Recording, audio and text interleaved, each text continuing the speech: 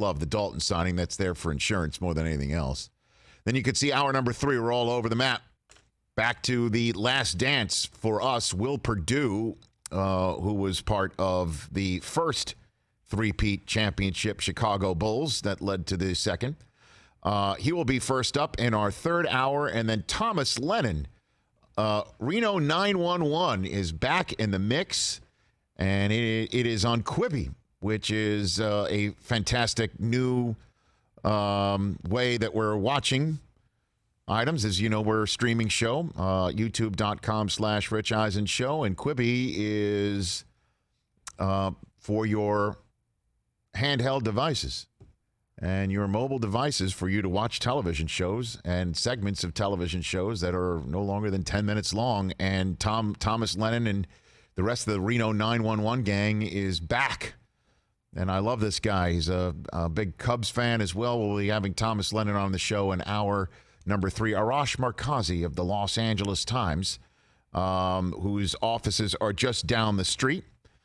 He will be here in about 17 minutes' time, right here on the Rich Eisen Show. Chris Brockman and Mike Del Tufo are at their posts. Good to see you in this very good morning, Christopher. Hey, what's up? Good to see you, Rich. I know, Chris, do you want to hit this hard now, or do you want to wait for the NBC Sports audience? We can do it twice. You know, there's 2 different audiences. Yeah, we can totally do it twice. Because I'm definitely okay with that. The New York Jets have a future Hall of Fame running back in their backfield. And I'm not referring to Le'Veon Bell. I'm referring to Frank Gore. Francis Albert Gore. Should we sit? If he's going to be playing in New Jersey. Yeah, you got to. Francis Albert Gore. I don't even know what his middle name is. You want to look it up? Actually, don't. I don't even care. No. I'm sure it's going to lead to a lot of 3-yard gains. Congratulations. Old, reliable Blue Eyes or whatever. He's back. 1-year deal. Drew Rosenhaus signing Frank Gore to the New York Jets. And I love it. I love it. I love it, love it, love it. Why do you love it, though? Because he is... You're happy about a 36-year-old running back joining your team? I am, because he's not the main guy. It's Le'Veon Bell, who's going to be the bell cow.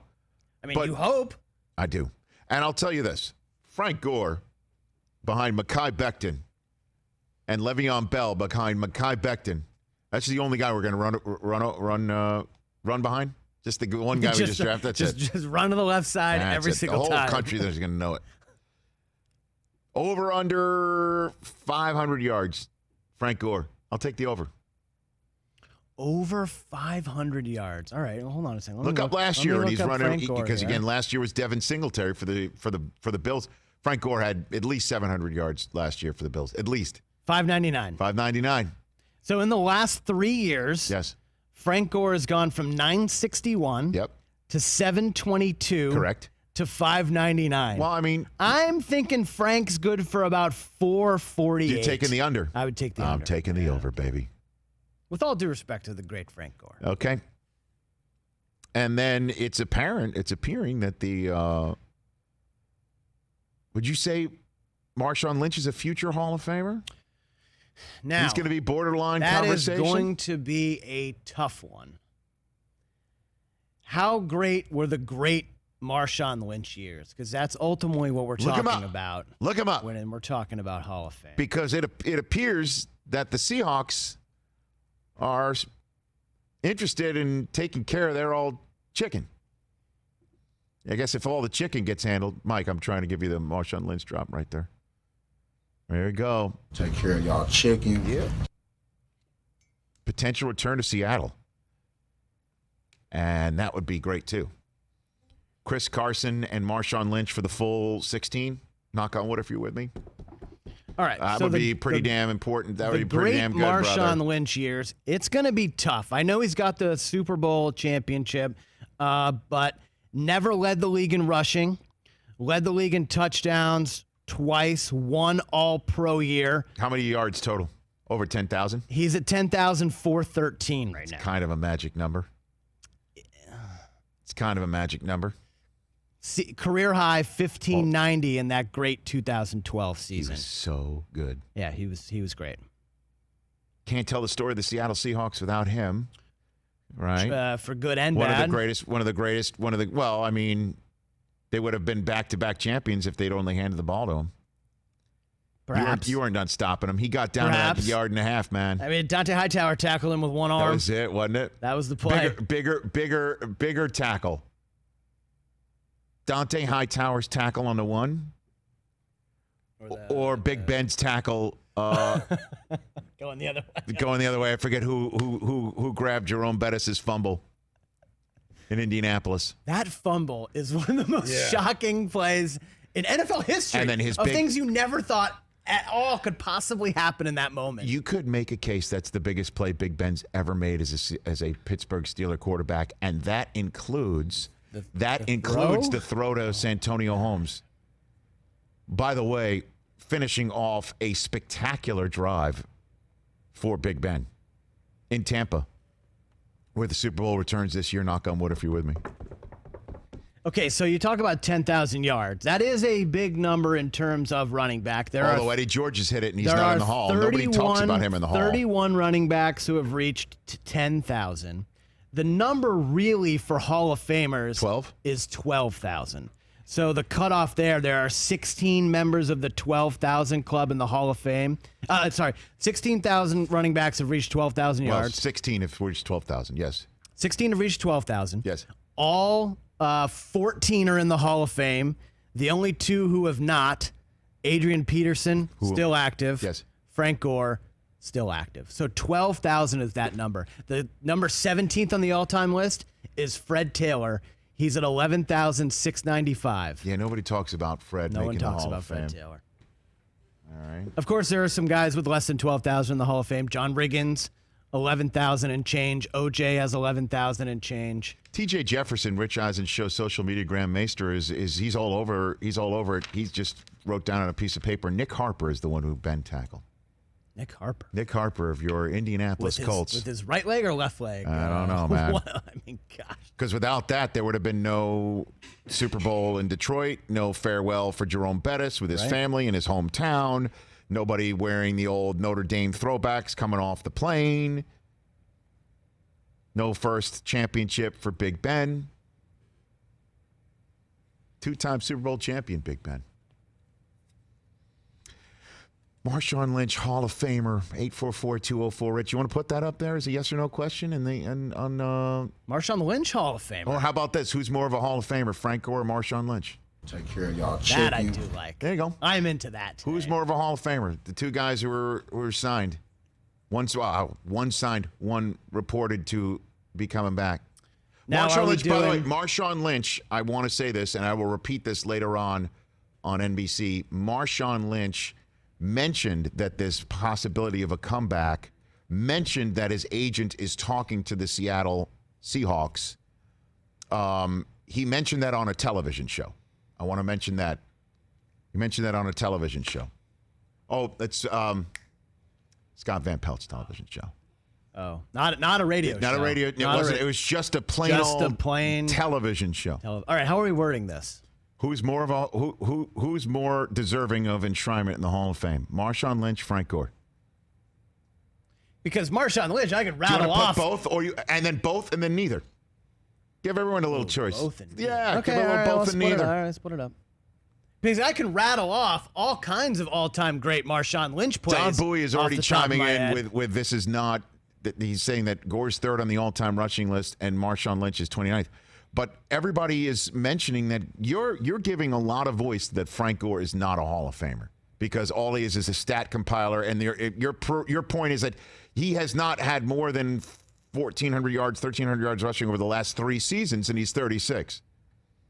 Yes, no one has agreed with me, but I mean, I'm standing on this hill. I bet you Marshawn Lynch beats Frank Gore if we just even do it straight up. I think if we're doing a fantasy team and we're out on the fantasy team, I'm going to pick Marshawn Lynch. I just think he's more of an impactful player. At Who's the more position. deserving of the Pro Football Hall of Fame? If you want to just do the two of them, and both and neither. Both. I think both is going to run away with that. You do? I'd want to kind of split the vote. So then just put Gore and Lynch, and if it's a total washout, then we'll ask that of Irv. He won't like that question at all. Well, because he won't like it because he got a U. Because we got a U guy. Yeah. Well, yeah, but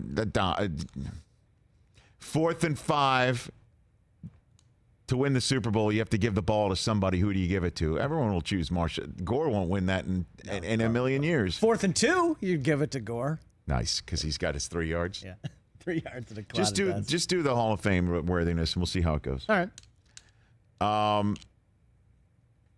Did Jordan and Will Perdue get into a fight? Who didn't Jordan fight, by the way? Mike fought all of his teammates. Who did not fight Jordan? Who basically did not at one point just say, screw it. I don't care that he's the GOAT. He's pissing me off. He's a total a-hole, and I'm going to finally just take him down a peg. That was another part of the Last Dance from this past weekend that we didn't hit yesterday, was the footage from Monte Carlo from that practice where Barkley essentially said that was one of many practices just like that.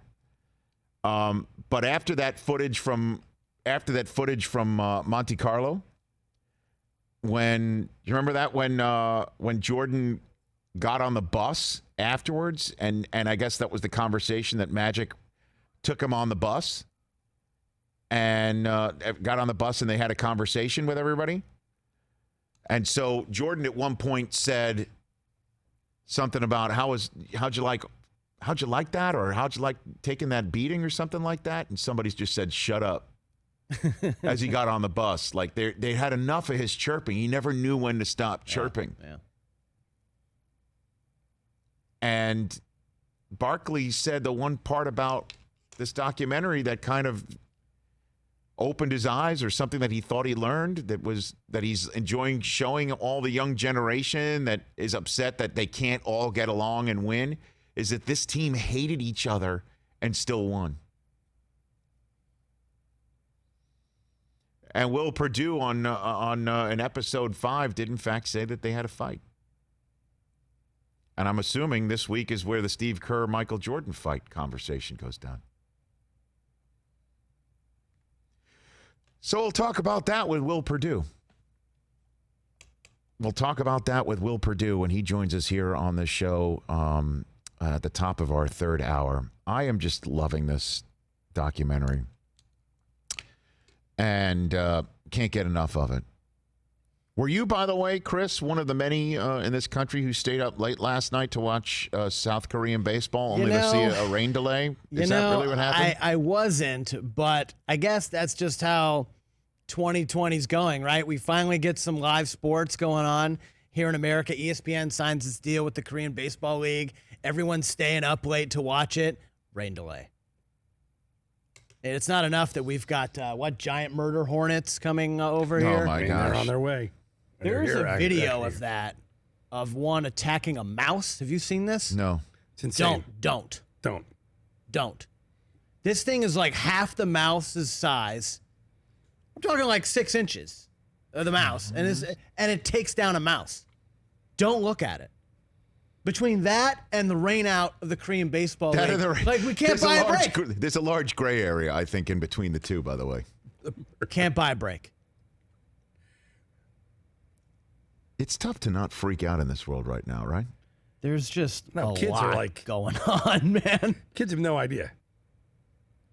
So you know what we're doing in our household? As Arash Markazi is going to be joining us. You know what's on in our household literally an hour a night now? Is Family Feud with Steve Harvey. No way.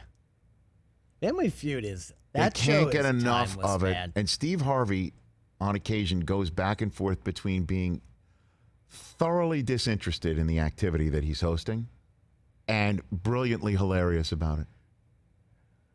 Just absolutely brilliantly hilarious and thoroughly disinterested, back and forth. And my kids can't get enough of it. And some of the responses are not appropriate. Like Stephon Diggs? Well, I mean, I'll say it. I don't care. I mean, it was on television at 6 o'clock at night here during the dinner hour. So they're done with dinner and then they go watch it. Top 6 answers on the board. Here's your question. 100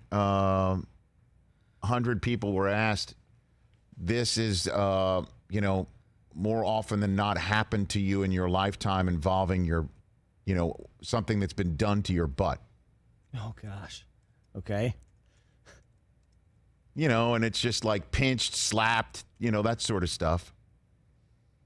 Guy at the very end, fifth member of the family, the hanging Chad. When you're 5 in the batting order in Family Feud, you're that person nobody wants to talk to at the holiday time. When you're fifth, you're the hanging Chad of the family. Literally, the person's name in the fifth on the line of Family Feud should be named Chad, and he should be hanging off the end of the table. We got 4 that we really want here. Can we get a fifth family member? Family Feud is very, very rarely 5 deep and 5 strong. No, right? you might put your cleanup batter sometimes at 5. No way. 5. No, your cleanup guy is lead off. Yeah, they're first. Off. It's like Ricky Henderson. If you're filling out a Family Feud lineup, because you're trying to win the first one. Yeah, you got to. Thank you. Right. Wow. So, well, that's the noise that was made, and I wish I had a photograph to take a picture of my kids' faces because the guy said bleached. And my children had no idea what the hell that meant, and they looked at me, and I'm like, survey says let's move on. What a great way for me to introduce my next guest here from the Los Angeles Times. And I appreciate, by the way, he offered to conduct this interview because the LA Times offices are right across the street. When things are back to normal here again, and instead of whatever you guys are doing these days during the first 15, 20 minutes of our show or first hour of the show, hardly paying attention to what I'm saying, and there are people walking behind me, and you're distracted by the people walking behind me. When everybody's back here again, full strong, knock on wood if you're with me, when the AT&T comes back full strong. The parade here. of... Yeah. So the Canyon of Heroes, as you like to talk about. Many times the LA Times, members of the Los Angeles Times will come and use our cafeteria. Yes. Okay. So this gentleman offered to conduct this interview on the other side, in person, but through the glass, practice social distancing. And we just said a phone call will do, because after 60 seconds, that might just get a little odd, a little bit awkward, but this means he's just next level. Columnist and a reporter from the Los Angeles Times. He is Arash Markazi. How are you, Arash? I am good. I do miss that cafeteria. Great salad bar. We don't have a cafeteria. We're under construction across the street. But, yeah, I did offer, with my mask and gloves to do these social distancing segments. I know. But I was told that would not make good television. Yeah, it's just.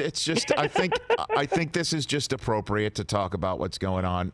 Let's just jump head first right into this, Arash, because so many of us are hoping that sports comes back. All the headlines about, people who are sick and death totals, and it really is so depressing, and it really gets to you. And that's why, we're doing a show like this every day to at least get people's minds off of that. But the concept of when sports is returning obviously has a lot to do with that.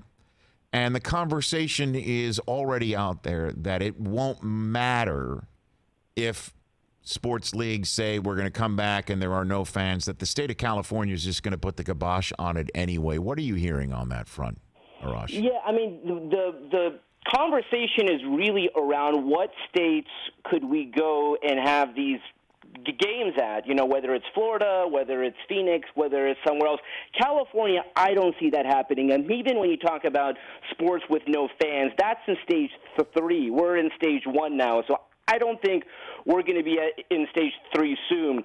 So that's why you're hearing about, Florida, like Orlando, Las Vegas. That being said, Rich, I do think it would be cathartic and calming to see sports. I know it's weird with no fans, but I mean, if we're watching a game and it's a competitive game and it's 2 teams that we know, again, we have to wait till it's safe. We have to wait till they can test everyone. But when we get to that point in time, because I've heard so many people talk about, well, if there's no fans, that's not going to feel right. Well, listen, we have to just accept that things are not going to be normal for a period of time. But if we can get sports back without fans, I would love that. Of course, and I'm reading all sorts of polls that most sports fans would be absolutely fine with no sports fans in the stands, that the sporting events would go on and everybody can stay healthy and compete, and we can see all this. That's why I guess people were staying up last night to watch South Korean baseball on ESPN, Arash, KB KBO. I love KBO. And by the way, one of the benefits of being in Los Angeles, that is a 10 p.m. start time, not 1 o'clock in the morning. So I did watch KBO. I will be watching that. And again, that goes back to I'm going to watch you guys for the schedule release, the 3-hour extravaganza, because I have nothing else to do, you know. And so whether it's the draft, whether it's the Last Dance, no matter what it is, like I'm kind of stuck at home, so I'm going to watch what I can watch. Right. Let me hit on a few items that you've been hitting lately in your columns, and that also dovetails a little bit in your articles and dovetails a little bit in what we discussed already. Just up the street is that brand new stadium in which the Chargers and maybe Justin Herbert and the Rams, and obviously a team that is a couple years removed from the Super Bowl, and we're 1 year removed from a Super Bowl here in the 2022 calendar year is when it would be held here. What's going on with that stadium? Well, from what I've heard, it's on track to be completed this summer. That being said, Rich, we obviously know that we won't be in a state in the state of California to have fans. 4 positive COVID-19 cases on the construction site. That continues. By the way, that's not uncommon. You go to Las Vegas, they've had 16 confirmed cases. So, construction continues on both sites. I've been told that they both will be completed by this summer. But again, I don't think we're going to be in a place where we can have fans. So maybe games are held there without fans. You know, you could insert your own Chargers joke there, but I don't think both of those stadiums will be done. But I don't think either stadium is going to be in a place to have 70,000 people soon. Okay, and what are you hearing about the Lakers and the return of the NBA, Arash? That one to me, Rich, seems like the most likely short-term scenario. Why? Because I think you go right into the postseason. You've played about 66 games. You go back to the lockout season in 2011-12. That was 66 games. You go back to the 99 lockout season. That was 50 games. They've played about 66 games. You go straight into the playoffs, 16 teams. The beauty of a playoffs is once the first round is done, you cut that number in half. You get to the second round, you cut that number in half. So you have a 1-month postseason, and you crown the champion. And I think we're talking about football and baseball. When I think of the NBA, these guys have had training camp, they've had preseason, they've played like 80% of their season. They should find a way to crown a champion. So they're cautiously optimistic. You talk to Mark Cuban, you talk to other people in the league, cautiously optimistic that there's no rush.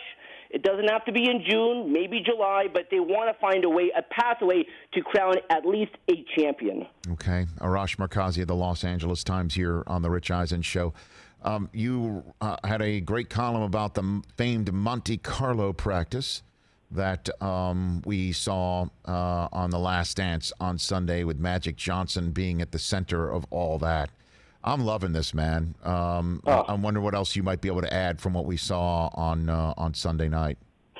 So when I talk to Magic, and again, you talk to guys on that 92 Dream Team, they say that Monte Carlo scrimmage is the greatest game that they were a part of, that they played in, they loved it so much. And I said, well, you noticed something? He's like, yeah, but there were no fans there. I know it's different, it's a scrimmage, but what he said is like, listen, if they have the Western Conference Finals and it's the Lakers and the Clippers and you got Kawhi and Paul George and LeBron and Anthony Davis, it's going to be weird without fans. But you go a couple minutes into that game and there's a big block or there's a big shot, your competitive juices start to flow, and it's going to be fun to watch. Why is it going to be fun to watch? We're going to hear a lot of trash talking. There may have to be a 10-second delay because there's going to be a lot of things said that we may not want to hear. And so he said it's not like an ideal situation, but when you talk about the stakes being that high, the NBA Finals, the conference championship game, if they played those games without fans, it may look weird, but 5-10 minutes in, those competitive juices get to go, and you start trash talking, you start to hear things. He thinks it's going to be fantastic. I'm hearing, is it true that Kobe's last season, his final season, was also chronicled like this? I remember that, Rich, because, I mean, he had the camera crew there that entire season. And the one thing I kept thinking throughout that season, I think they only won 13 games or something. I said, this is really great content, but it's during a really bad season. But Right. thankfully they were there the night he scored 60 points. So they may have to do similar to what they've done with The Last Dance, where, it's chronicling his last game and last season, but you kind of go back and forth because, again, that last season, unfortunately, was not a great season, but that 60-point night was one of the most fun nights that I've had. Yeah, I mean, that was I remember, Arash, I was sitting at home with my wife, and it was the night where the Warriors were going for the win that would break That's right. the famed Bulls regular season win total, and it was also Kobe's final game. And I remember that the Warriors' victory wasn't in doubt at all. And Kobe and the Lakers were losing, I believe, to the Jazz by double digits. And we're like, just, you know what? Screw it. Let's just see. Let's see how this thing plays out here in Staples. And then our jaws hit the floor. That was one of the most amazing, because the number of times that you are looking forward to seeing something and the sporting event or the athlete who's at the center of the sporting event rarely rises to the occasion, rarely gives you what you're looking for, and Kobe did that. And it was totally out of the blue, and it was amazing. And they showed that recently, and as fun as it was at the time, it's really heartbreaking in hindsight because Kobe is there, and Gigi and Vanessa and Gianna are courtside, and so when you watch that back again, and as soon as the game is over, he gives them a big hug and a kiss, and it's just heartbreaking. But, I mean, I'm glad that they chronicled that last night, that last game, and so they probably have great stuff. And I think this is going to become a trend. I think you're going to see a lot of teams and players say, like, I want people to remember me like this. Listen, no one's Michael Jordan, but I think maybe this may inspire more people to say, hey, listen, I want to be chronicled like this.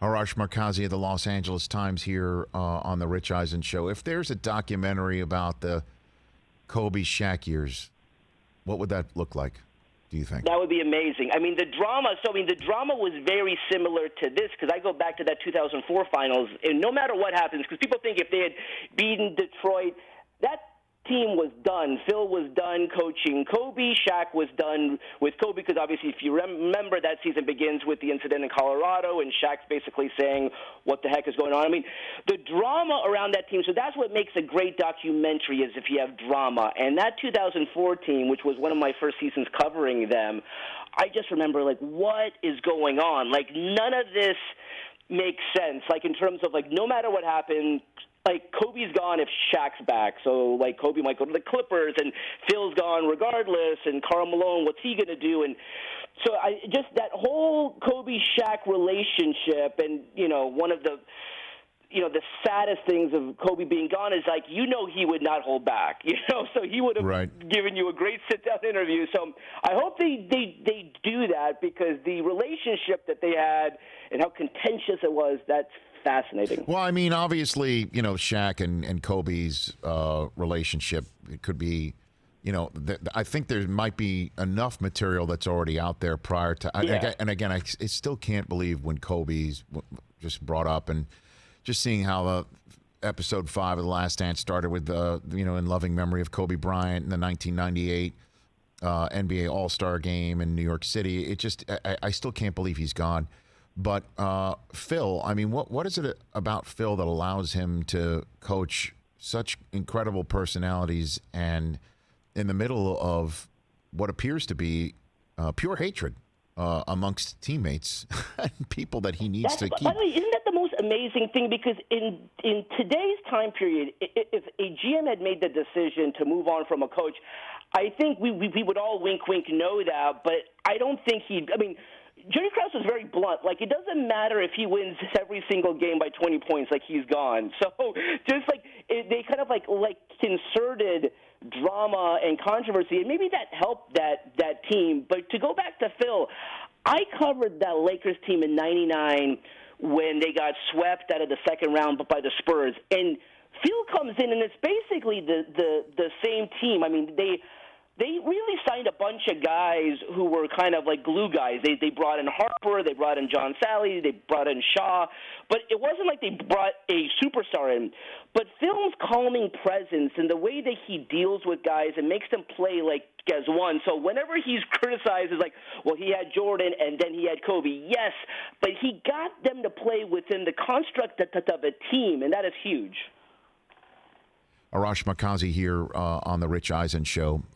So I guess summing it all up, when it all comes down to it, and we're going to get Shaq on, the question I think that's going to linger when this is all said and done is the Bulls versus the Lakers, the dynastic teams, and who would be better than the other. I think we're going to get to that, don't you think, Arash? We lost Arash. We lost Arash. Okay. Yeah. Uh-oh. Okay. The Gremlins they're all over the place. Yes, they are crawling around today. Here on the Rich Eisen Show. All right. Well, we lost Arash. If he calls back, we can finish that up. That's going to be the ultimate question, by the way, when this thing's done. That's my prediction. When this thing's over, well, is Arash back? You there, bud? You there? Can you hear me? Yes. Now we can. Yes. All right. Did you hear my last question for you? No, son? you said to sum it all up and then boom. To sum it all up is I think that when this is over, when this last dance is over, when we've got everything in front of us, laid out in front of us, and I think what we're going to find out is that no matter how much we were at the time, me on SportsCenter at the time, and now so many of us are watching this all play out, saying how the hell did this team not get kept together? That there was no chance of this team being kept together. That Jordan was toast. He was done. He didn't want to play for the Bulls without Phil. Phil was done. There was no way to put Humpty Dumpty back together again. There was no chance. And Pippen was done. All of it. That they could not wring any more championship years out of the construct of that team. And that's the ultimate shame. But when it all comes down to it, though, the conversation will be about Lakers versus Bulls. That the conversation will be about which team from 91 on, and maybe the Warriors will get thrown in there too, since obviously there's a Kerr connection. I think that there's going to be some sort of through line that all of us in the media are going to be discussing and mining. That's my prediction. You're 100% right. I mean, when people say that if Jordan had not retired, do they win 7 in a row or like 8 in a row? It is so clear when you watch that documentary in the episode from Sunday. He was shot. He was done. I mean, there was no chance of him continuing. He needed that break. They needed to change up the team, go from Paxson to Kerr, from Horace Rand to Rodman. They needed a change, and you're 100% right.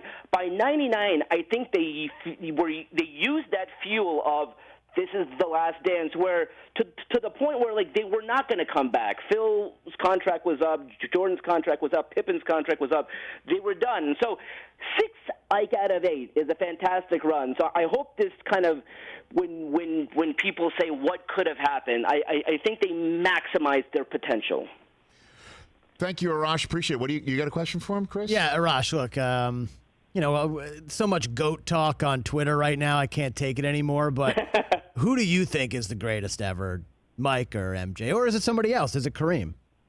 I love the debate. I'm not one who doesn't like it, but it's Michael Jordan for me in terms of what he meant, for what he did on the court, But I really hope we can just enjoy like everyone's greatness in like its own light. Like LeBron is great, Kobe's great, Kareem, Bill Russell. Like it doesn't have to be a debate. But when you watch Jordan, just like his presence and what he did on the court, I'm going to go with Michael Jordan.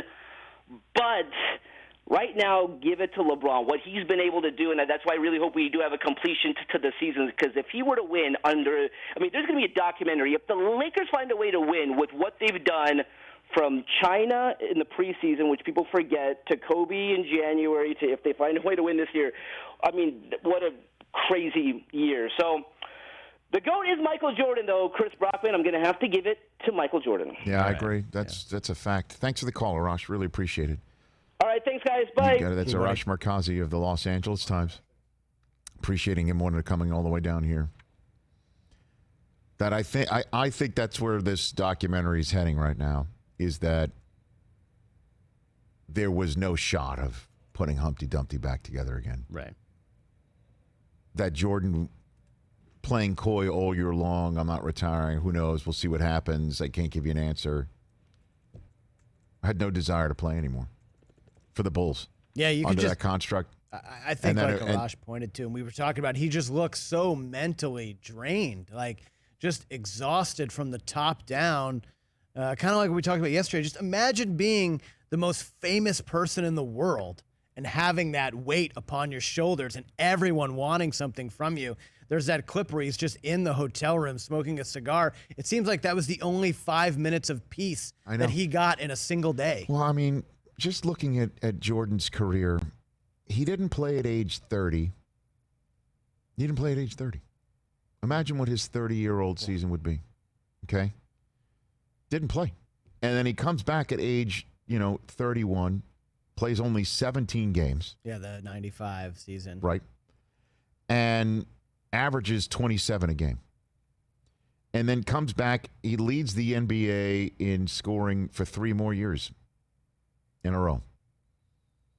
Guy led the league in scoring in every season he played after from his third season all the way through to his first retirement. Yep. And then averaged 27 a game through his After playing baseball Correct. for a year and a right, half. right. And then came back and led the league in scoring for 3 more years, winning the championship in all 3 of those years. And then he didn't play from age 35 to 37. Now, LeBron is 35 right now. Does he look wiped out to you? Now, I know he didn't play in the No. playoffs last year. And again, I understand that. But he did have a significant injury. No, I know. And he seems very uninterested in playing defense for Well, most last of year, the, for most of the game. This year is a different story. This year is different. Nobody was shoving him out to the 3-point line this year, right? Right. I mean, But that was something you couldn't take away from Mike. He was first team, first or second team all defense dude. every year. I called it when we heard about this. Didn't they show like a teaser for the documentary? When was the first time they did it? During the Super It Bowl? was like a year and a half ago. Was it a while ago? It was a while ago. And then when we heard it was moved up, I sat here and I said, there's going to be the conversation of LeBron versus Michael, and this is now a history lesson. It's a history lesson for everybody. I mean, his LeBron said, and again, this is what makes LeBron is an all-time great, and that's the problem with this is it sounds like you're slagging on him. Jordan's saying, I got pissed that people are comparing Clyde Drexler to me. That irritated me. Clyde was a problem, as he described. Clyde was a problem, but I got irritated that there were people comparing the two. And he had only one championship under his belt, and that's the way he felt. He's looking at Michael, Magic. I guess I keep making threes, huh? I got 35 in the first half, huh? I mean, unbelievable. That you don't see that. You don't see that sort of stuff from LeBron. Right? No, where it's just because most of the people who's compared to him or whose hearts that Jordan would have ripped out of their chest and showed to them pumping, he's vacationing with. I'm serious. It's a different era. Right. The banana boat. It's a different era. Right. Like he should want to dominate the guys he goes on vacation with in a heartless fashion. Yeah. That's what not supposed to. That's what Michael. Yeah, it's would been be 30 like. years and he still hates the Pistons. He still hates Isaiah Thomas. In 30 years, LeBron's not going to hate anybody. Who is the guy that he would hate from this era? LeBron or Jordan? LeBron. Nobody. I mean, Right, that's what I mean. Kawhi maybe. I mean, where there's no relationship. Yeah, and- but Kawhi's not friends with anybody. Well, but that's the point is that if the Jordan mentality here would be Kawhi's coming right now at me, Kawhi's now in my town, and I want to destroy Kawhi at every opportunity. And LeBron may be taking that approach. He just doesn't wear it on his sleeve and talk about it. Yes. When it comes to Kawhi, the most famous thing between LeBron and Kawhi is that clip that LeBron and Kawhi is that clip that they show from the finals when Kawhi's rookie year, when LeBron's at the free throw line, sees Kawhi is checking back into the game to guard him, and he mutters an expletive like, "Man, this kid's gonna guard me now. I'm in for a rough night." You would never see that from Mike. That's Never. the difference. That's the difference. Could you LeBron imagine? was scared of a 21-year-old Kawhi. Could you imagine? Well, I wouldn't say scared. He was. Scared. That clip says when you know someone is Scared. going to guard you and you have that reaction of like, well, dang, I'm not going to be able to get anything off now. You would never see that from Michael Jordan. Well, no, I agree with that. I would just take it. I take,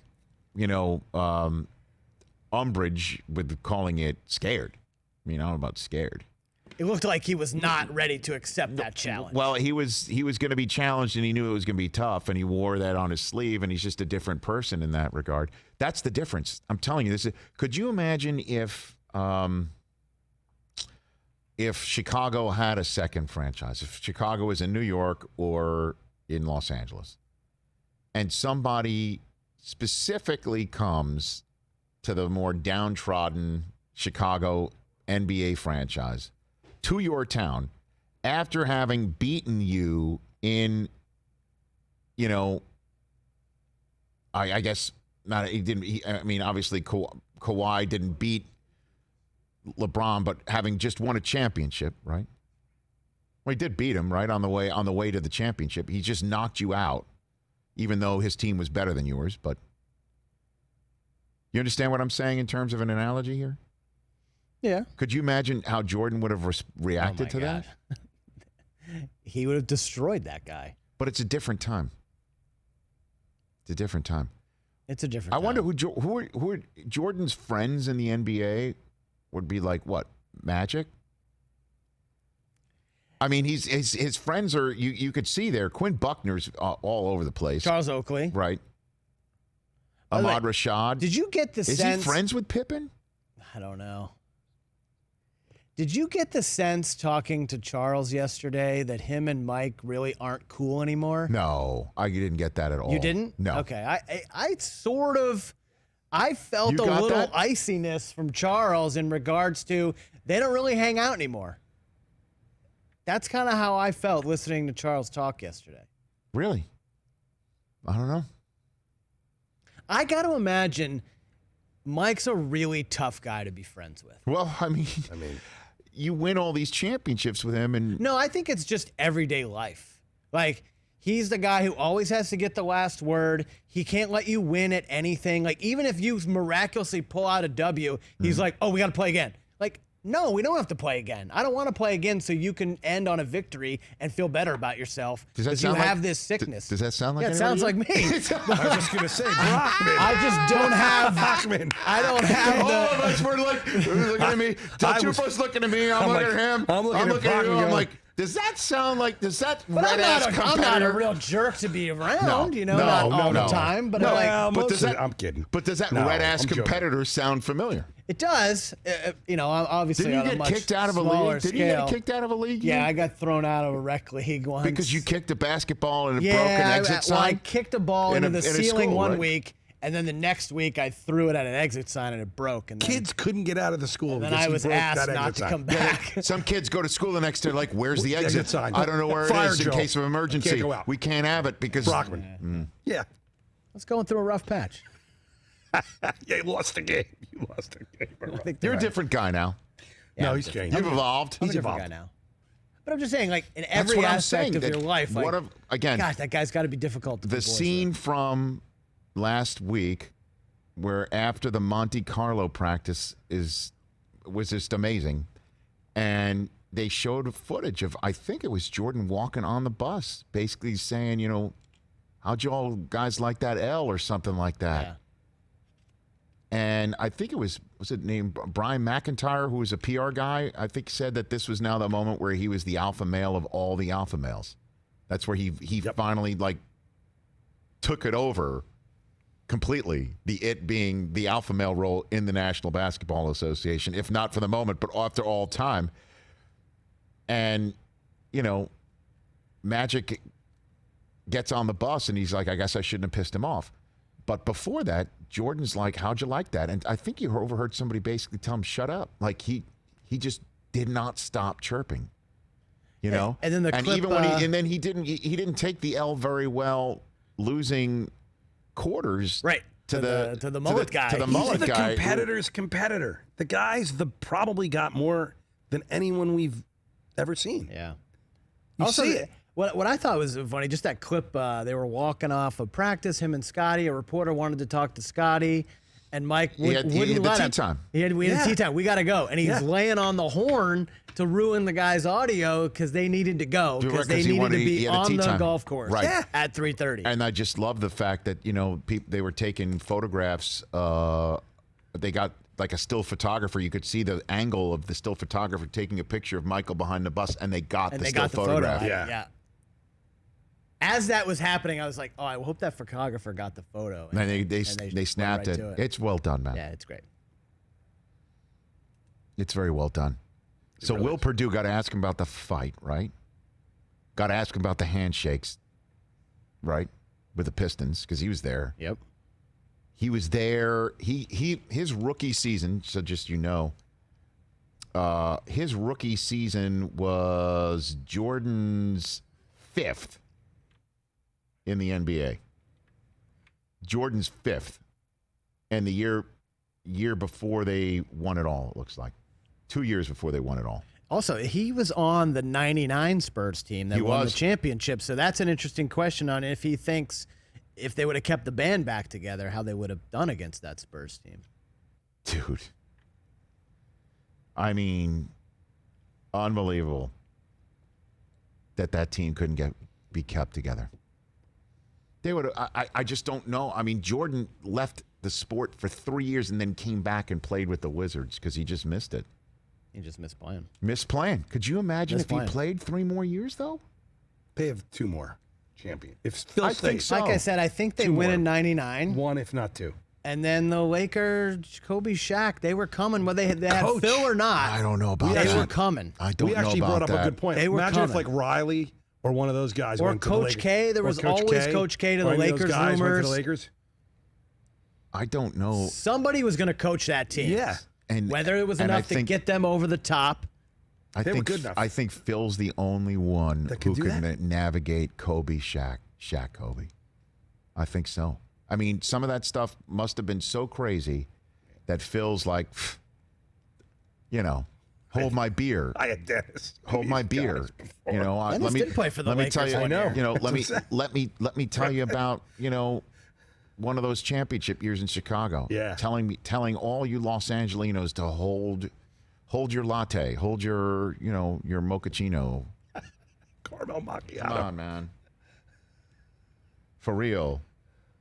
You talk about a team that was broken up too soon. Yeah. Those Lakers teams. I know Kobe and Shaq talk about it Shaq talked about it all, still talks about it all the time. Yeah. We'll get him on.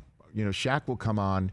My question is when I think Shaq after the documentary's over is the time to have him to get it all in there and then ask him about his team versus them. I really think that's where this conversation's going to go. At least that's where I'll steer it because that's the next one.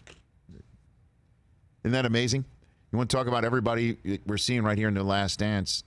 Michael leaves for 3 years and has 2 years left with the Wizards.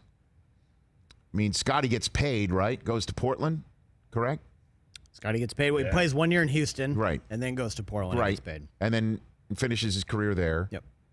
He actually came back to Chicago at the end. Right. But. And then the guy who's got the second act is Phil. Nobody else had a second act, really. Steve Kerr as well. Steve Kerr. Yeah. Right. Yeah. I mean, how many of you millennials out there are like, that's the coach of the Warriors? They have no idea. Yeah. And another thing, too. Steve Kerr went to San Antonio and won titles also. And how about this, too, that kind of, you live through it and you need to see it again and put it in perspective. Yeah. The fact that, again, that Michael had to buy into Phil's triangle. Yep. But we're better off taking the ball out of your hands, Michael. You're better off having a coach that's not drawing everything up for you. Because defenses can be geared to stop one man, yes, even you, Superman. And it took them some time to actually buy it. And how they closed out the Lakers in the Forum in their first championship was John Paxson having a wide open shot, right? Or Phil asking Michael who's open. He says Paxson. He goes, well, give him the ball, right? And then Paxson closes out the Lakers, and the first championship for Michael is that. Who's the guy who makes the shot to knock the Phoenix Suns out? To get the three-peat? Paxson. Right? How it starts and how the three-peat gets completed. It's Paxson. And who filled that role for the next three-peat? Kerr. Steve Kerr absolutely did. That guy was deadly. Man. Dude, he was so money. Deadly. If you left him open, it's over. And that's why I was like, and that's why as a Knicks fan, I'm like, you got to be friggin' kidding me. Okay. So where you find somebody else to fill that role? Paxson was the guy that would always murder you when it wasn't, you finally get the ball out of Jordan's hands, Pippen's hands, Horace Grant's hands, winds up in his hands, and he freaking murders you, right? That's why when Scotty Burrell scored, it would always piss me off. Judd Bushler. Exactly. And should I tell that to Will Perdue? When you scored, it really pissed me off. Bill Wennington, Mr. St. John's. Yeah. Remember when Jordan had the double nickel? You know who scored the game-winning basket? Wennington. Because Jordan passed it to him. Yeah. Like that's that famed moment that Wennington and Jordan combined for 57 points in Madison Square Garden. Damn it.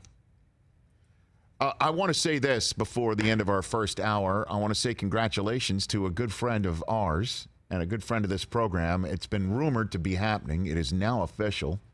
Charles Davis is a member of CBS Sports, and it's the loss of Fox Sports that is significant. And he is apparently going to be hooked up with Iron Eagle for the number 2 team at CBS. So it's going to be Nance and Romo. And then it will be Iron Eagle and Charles Davis. It's going to be a delightful listen because not only we love Iron, we think he's great at. He cracks us up every single time he's on the show, right? But Charles Davis is one of our favorite humans to meet in this business. One of our favorite humans to know in this business. He has always got a cheery disposition. He has always got a glass half full disposition. It is intoxicating to be around when you are doing a broadcast with him. When you are off the air with him, it is just a delight.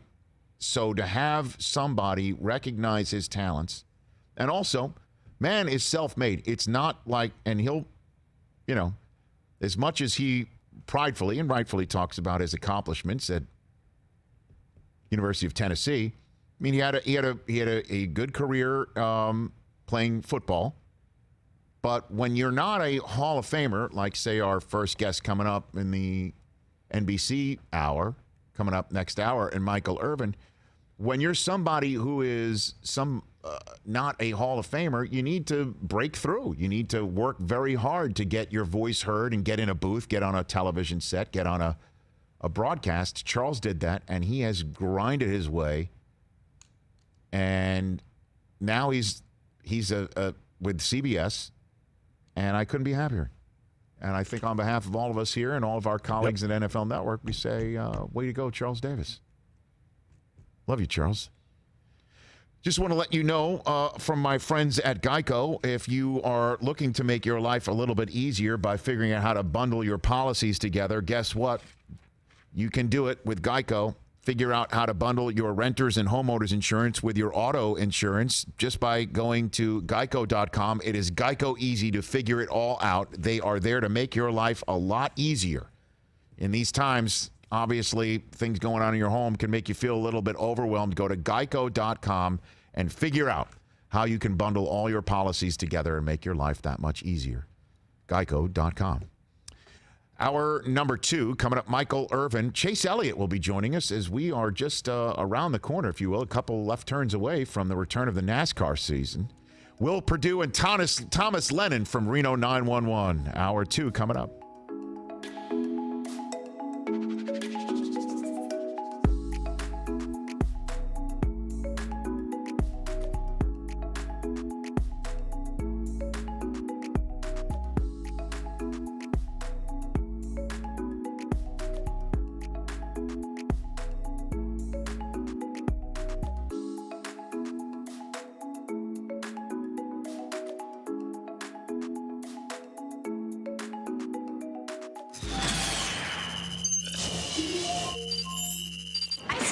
things back here. A number 1, Halloween Peeps. That's from last Halloween. Those are a year old that my mom sent.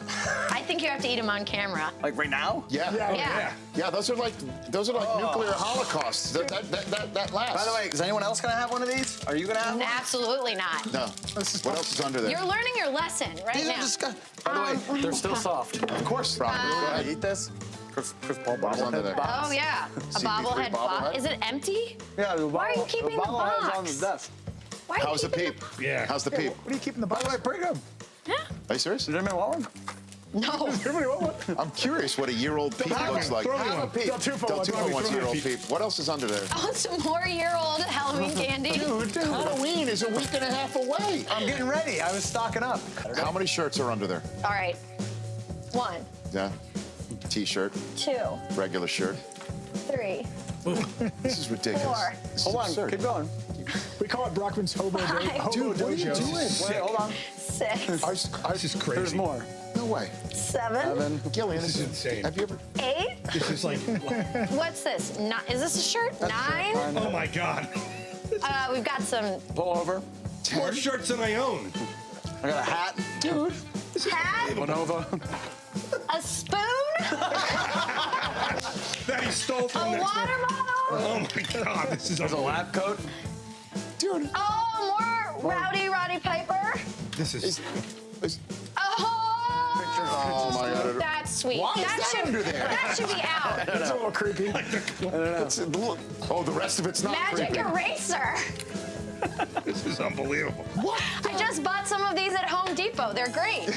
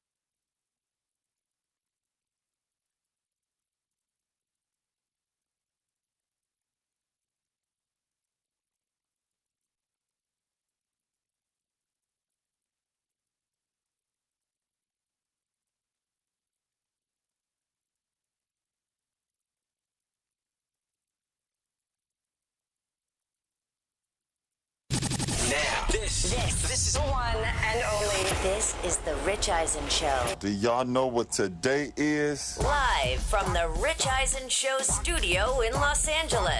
Taco Tuesday!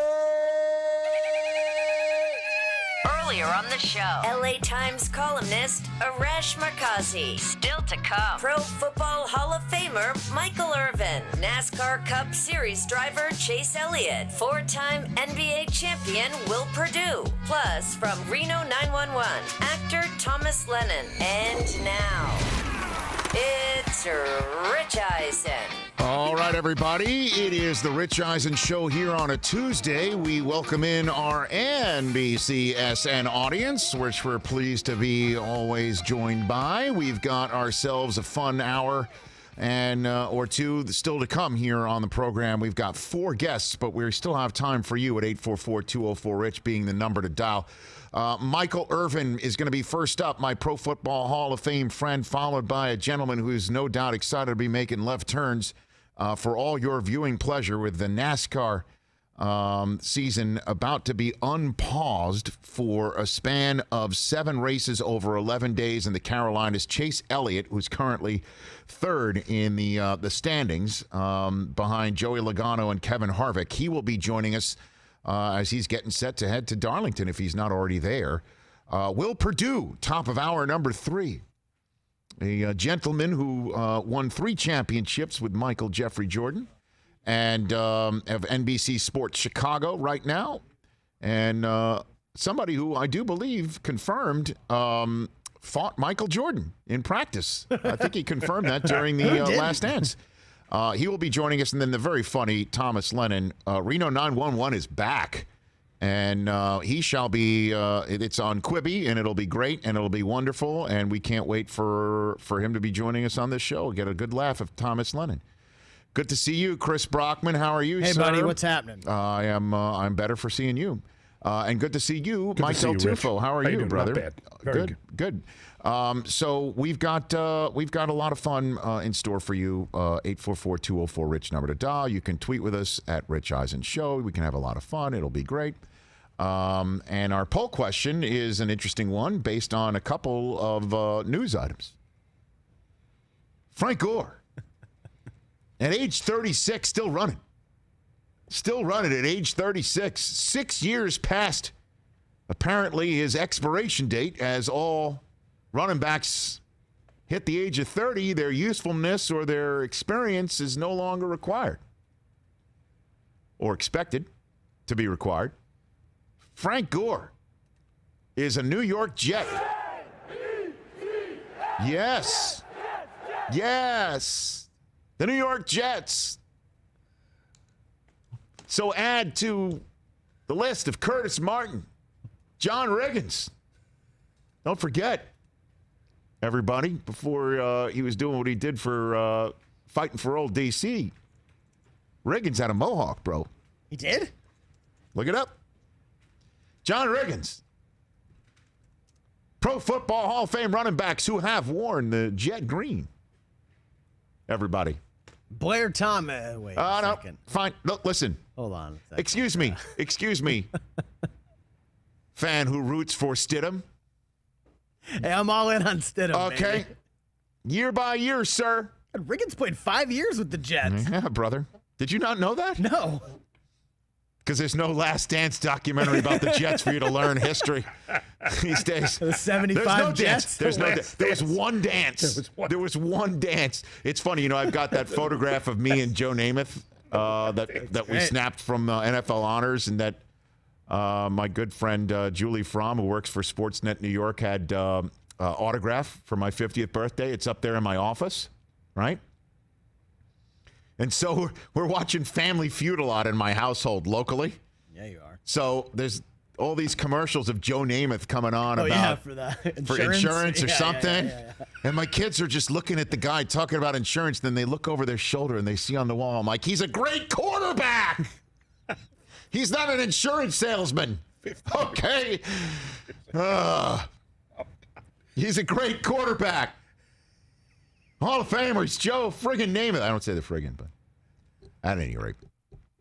Frank Gore, the New York Jet. And I love it. I think it's a great signing. It's a great signing. When Le'Veon Bell needs a break from running behind Mekhi Becton, here comes Frank Gore, age 36. And now that he's toiling in New Jersey, I think we got to call him Francis Albert Gore. What do you say, Mike Del Tufo? Francis Albert Gore? 100%. And he needs to live in Hoboken. Oh, he needs to live in Hoboken and be called Francis Albert. I don't even know what his middle name is. I don't care. 100%. Right. So there's that bit of news. And then the news that Marshawn Lynch said on a television show. Is that how I'm supposed to courtesy it? A television show? That's not a radio show? Not a radio show. Just a television show, not a radio show. Straight old. Well, he said TV show. TV. Screw it. I'm a professional who courtesies people. Scott Van Pelt had Marshawn Lynch on his TV show. On his TV show. Frank Gore, no middle name. Are you serious? So he's in. You know what? Franklin Gore. By the way, Franklin Gore. I love that about Frank Gore.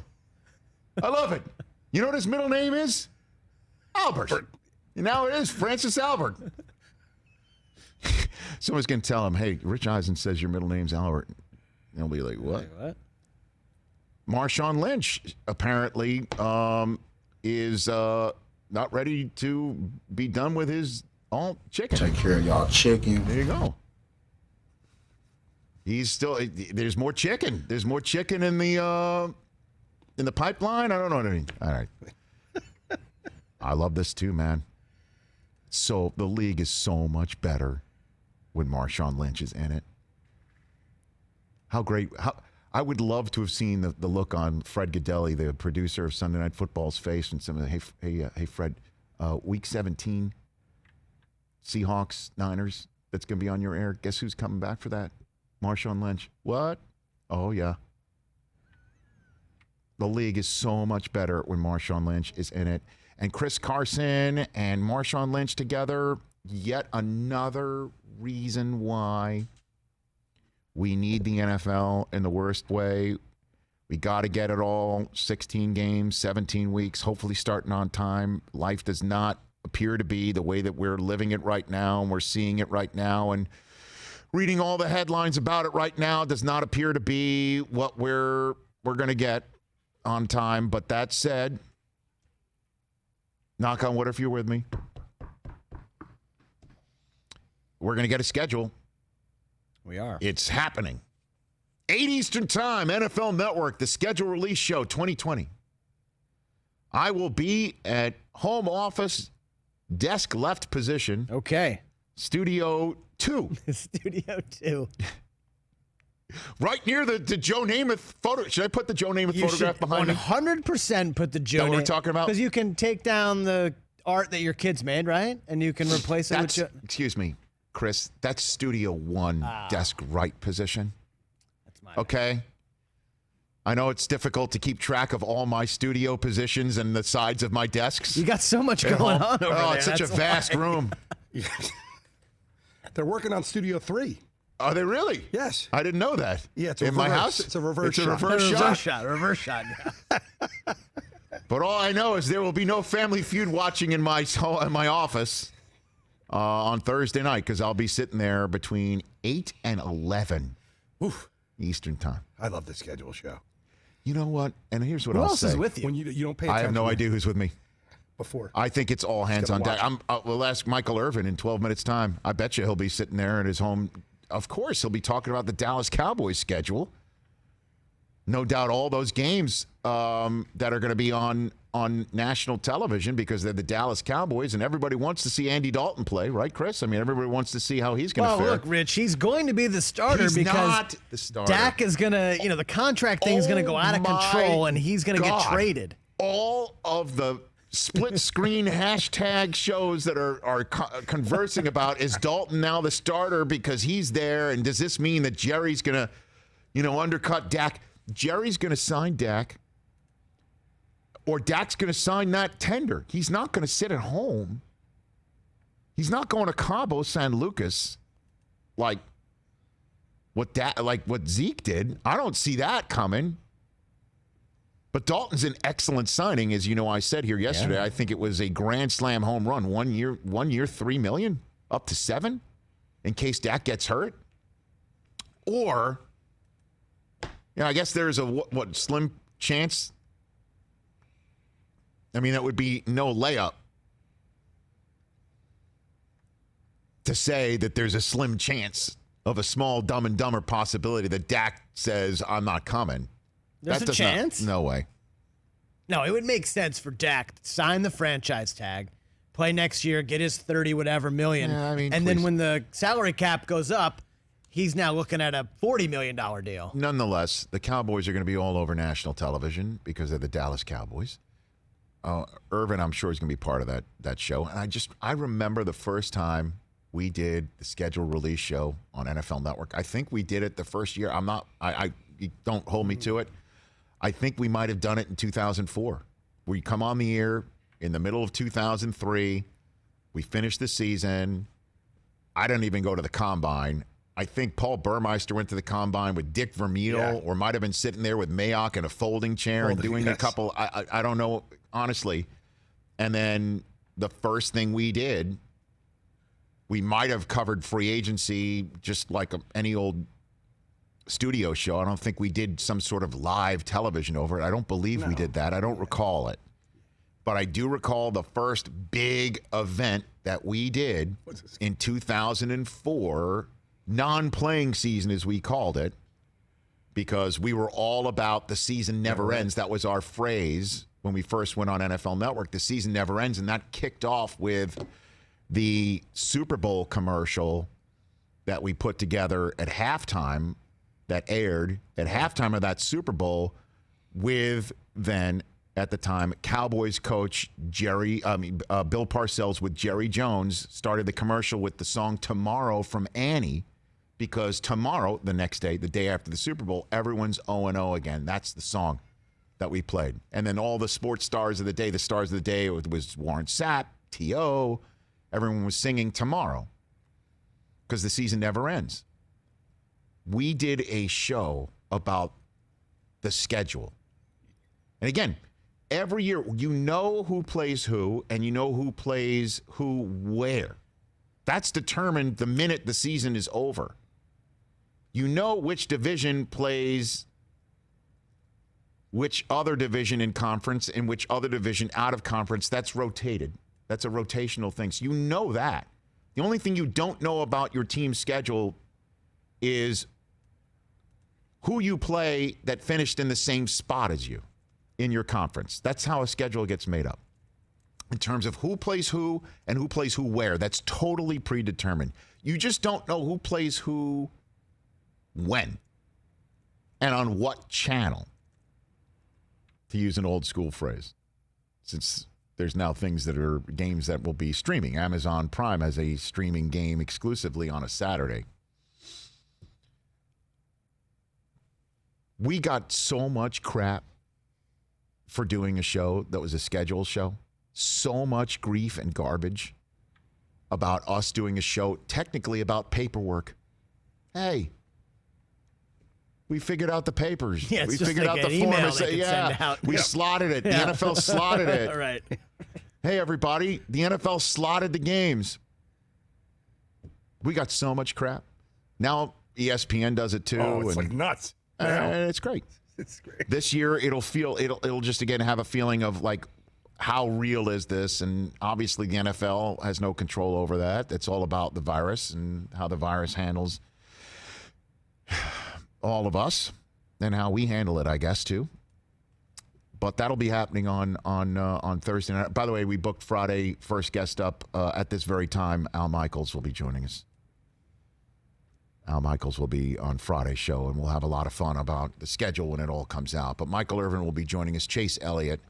Will Perdue from The Last Dance, first three seasons of first three championship seasons of The Last Dance. And he was there for all of it, man. He was there for the first three championship seasons. He was also on the Spurs the year after The Last Dance was over, correct? Correct. He was on the 99 Spurs championship. So the first with Steve Kerr.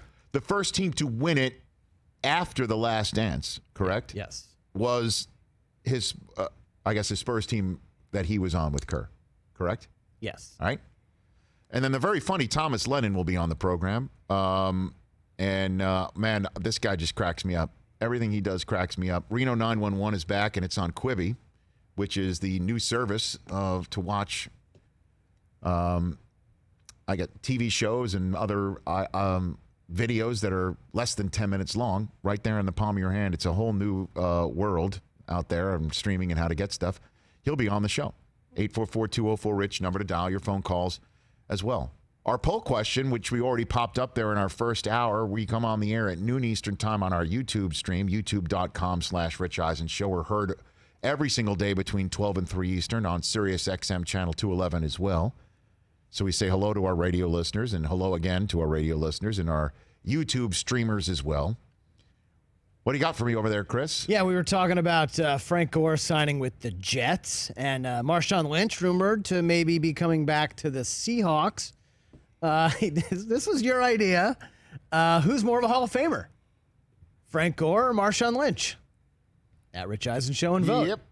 Frank Gore, number 3 overall on the all-time rushing list. Joe Staley, who blocked for him and said he was one of the most influential players and teammates he's ever had. Didn't stutter when I asked him if he was a Hall of Famer. I think he's a Hall of Famer. You're like what do we call you? A Frank Gore non-truther, or what are you? I don't know what we call you over there. But there's a lot of you out there. I have acknowledged who think that he's compiled. I have acknowledged that he is going to make the Hall of Fame. But if it were up to me, he would not get my vote. And Marshawn would? And Marshawn would. Marshawn has more of an impact on the history of the National Football League than Frank Gore. Frank Gore, who ran for over 100 yards and scored a touchdown in the Super Bowl and the Superdome and would have been a champion if somehow Kaepernick could have gotten the team in the end zone in the red zone. Didn't win. And a lot of people Marshawn think that Lynch, there was a penalty on Michael Crabtree in said end zone. Perhaps. Marshawn Lynch, one of the most iconic runs in playoff history. That's true. Beast mode, Beastquake. And on both ends of two of the most historic plays in Super Bowl history. Yeah. And also on the wrong end of the worst non-run in Super Bowl history. Exactly. Okay, I think there's another way to put it. Involved in all kinds of greatness. Can't tell the story without him. Pro Football Hall of Famer, my compadre from NFL Network, Michael Irvin, will talk about CeeDee Lamb wearing his number. What's up with Des Bryant, and what does he think of the Dalton signing? That's next.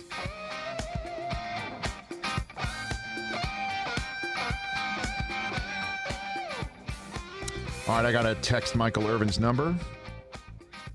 All right. I thought we would have this archived by now. This might be like his umpteenth visit to our program. All right, Adam, our call screener, who's listening to us right now. I am going to send you this, and you call him right away. Speaking of Frank Gore, Yes. Albert had Albert Breer had just a funny tweet. I guess Le'Veon Bell, they're now teammates, was in the 8th grade during Frank Gore's rookie season. Is there an update you have on SoFi Stadium, Don Bowie? Because our YouTube viewers and Sirius XM listeners heard Arash Markazi from the Los Angeles Times. Look at that Oculus being tested. Oh, my word. Double-sided. That thing is amazing. Cannot wait. So that gets raised up, obviously. Yep. Wow, double-sided. Amazing. That is incredible. Oh, dude, that is going to be in a great spot for my son to have his bar mitzvah. In the center. They won't have it. Hold on. What do you think it would cost to rent out couldn't a even imagine. section of that for a bar mitzvah? 7 figures at least. I don't know. Friday night music show. Yes. Perfect spot. On the 50. On the 50. That monitor, I'd have a blast You playing would videos. be. You would be. That would be so much fun. How drunk would you be? I haven't had a drink in 3.5 months, Rich. Are you serious? Since we were at the Super Bowl. Yeah. I'm done. Like, I may retire from drinking, taking- period? Yeah. By the way, that's impressive that you're doing that during this I know. quarantine. I'm addicted to coffee now. Yeah, really okay, bad, well, that's which is probably not as bad. Yeah, I'm like that Godfather line. Anyway, I'm drinking more wine than I used to. I am drinking more wine than I used to. Yeah. It's pretty delicious. It's wow, that's impressive. So you're doing these totally sober? I've been doing Your those Friday nights? Fridays sober. Oh, good for you, brother. But a lot of coffee. I'm getting a little at coffee. Well, you now. got to be careful of that, man. Yeah, I'm be doing careful of decaf that. though. Half. That's of the time. what a waste of time It that is actually a waste. What an I've come to absolute that waste of conclusion. time. If you were drinking unleaded coffee, like what's the useless. point? It's like, is coffee taste that good to you? No, I really do love coffee. But and the taste is so good that you're going to drink it where you don't get that jolt? I try not to pay attention to whether or not I'm it's putting decaf. that as a poll. Is decaf coffee a waste of time? Yeah. To Yes or real no? Coffee drinkers, Yes or no? It is. The answer is yes. I wouldn't even. I Survey can't say- says, to use the Family Feud phrase. That's number one. What are the other answers on the board? I wonder if has Irv ever been on a Family Feud? Did he ever do the Celebrity Family Feud? How much time we're back to NBC? How much time we're back? All right. Okay. Pop him up real quick. He's up. Irv, have you ever been on the Family Feud? Rich, it shall be coming on in a few weeks. Oh, okay. baby. All right, put him back on hold. Put him back on Pause. hold. Pause God. this. Hold that thought. Pause that. Oh, baby.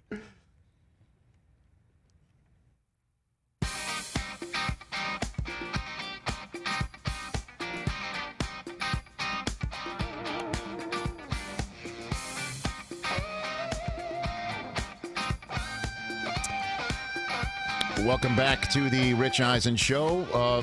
This is the first time he's been on since we've been on NBCSN. So to that audience that might have somehow just never watched us in our 5+ years on the show or ever heard me talk about this guy, Michael Irvin was at my wedding because Susie worked with him at Fox Sports for so many years. Ran into him in New York City back in 2003. Asked him if he had an electric blue tuxedos. Well, if he asked him if he had a tuxedo in town, he said yes. Where can I show up? He showed up to the wedding wearing an electric blue tuxedo. And then when my daughter was born now 6 years ago, and she was born, God bless Susie, we induced to avoid the opening of the NFL season. This is a fact. Back in 2013. So we had a baby naming on a Saturday right before a football Sunday. And the rabbi, she says to us, we have sort of a speaker's role in my service. Anybody could speak to the group. Who do you have? And I said, Michael Irvin. And Susie's just like 1,000,000%. What a stroke of genius. Hey, that's a winner. What a stroke of genius. Can't go wrong. So when I say I love this man, it's got more than just to do with the fact that I love working with him on NFL Network and looking at him on NFL Game Day morning across the way and giving him so much grief for his Dallas Cowboys as much as I love to. Michael Irvin, how are you, sir? You there, Irv? I'm doing well, and I can barely hear you, but I did hear that love that you just tossed it's a fact. my way, and I appreciate it. And I want to say hello to your NBC audience. There you go. If they've never heard the fine work you do, just stay tuned, and they will be blessed. But, Rich, yes, sir. It was a great moment, Rich, to walk through Central Park. That's right. Central Park in an electric blue suit. And that was soon after I retired. So I'm walking through enemy territory after beating up on all Giants fans for all of those years in an electric blue suit. So that was it was quite fun. And it was great. All my friends were like saying to me, so why was Michael Irvin in your wedding? Why was he there? And I'm like, that's my wife. That's part of the reason why I married her. She's just, you never know who Susie knows. So and you were there for the most important day of my life. So clearly that's amazing. Then you spoke of my baby naming, my daughter's baby naming, about the beauty of family and the importance of family, which it's obviously in a time like now, Irv, is as important as message as ever. You know? Yeah, it is, Rich. And let me share with people too, because me, being an African American, and being a spiritual man, you're a Jewish guy, and my last name Irvin, and people always called it Irving, so we fit right in. And I joked about that. Yes, you did. But what I don't want people to miss is the crux of what I talked about, and I love. I got emotional talking about it because it's true. One of the things that I often talk about, one of my pet peeves are fatherlessness issues that we have in this country. And I tell people all the time, we're 30% Caucasian American, 50% Hispanic Americans, 73% African Americans, women having babies out of wedlock, fathers not being on their post.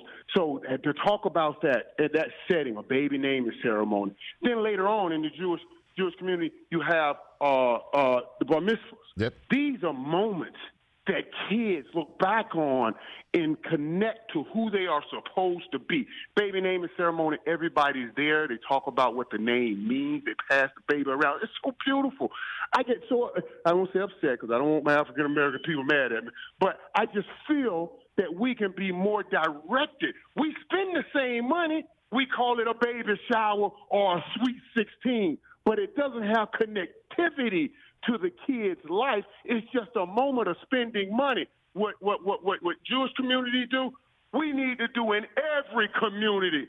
Some things we need to steal from other people, and this is one that I hope African Americans will steal from the Jewish community, and I believe it'll bring that number down from 73 down, which I think will make it all a better world. I'm sorry, I don't mean to go on that rant. It's all good, Irv.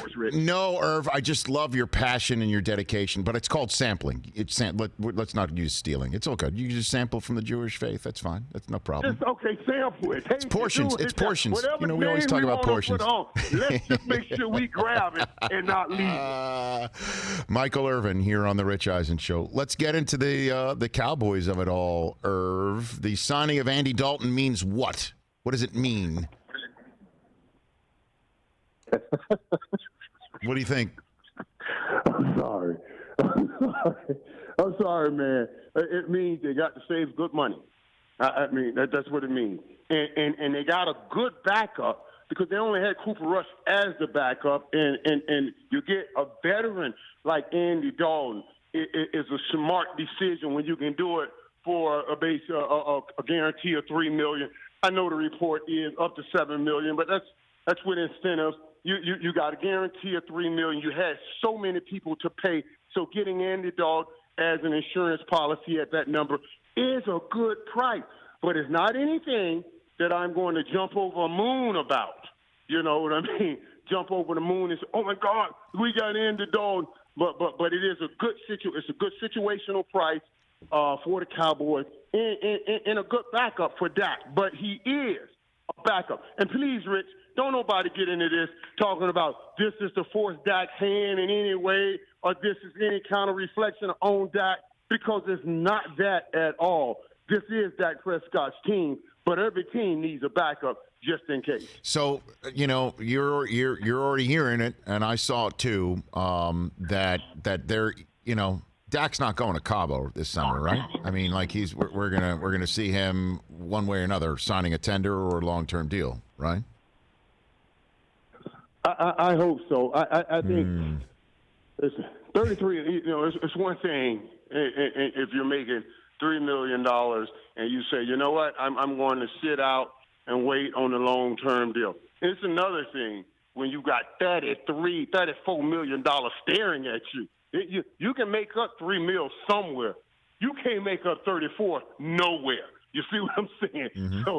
So I believe that in whatever scenario he has planned out, none will require, and I don't think any will have him leaving 34 million millies on the table. And this is 34 million millies. He was a fourth-round draft pick who made $2 million last year.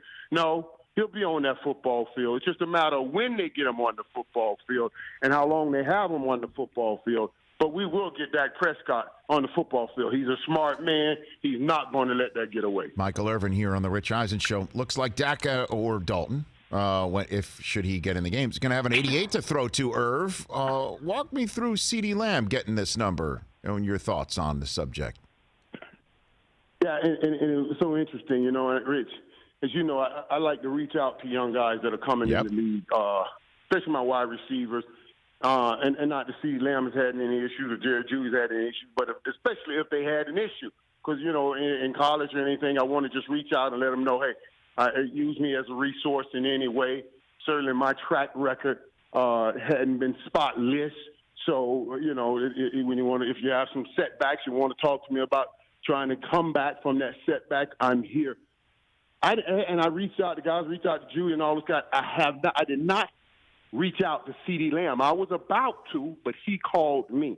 And he called me talking about the 88. You know, he was saying, Michael, you know, everybody's talking about 88.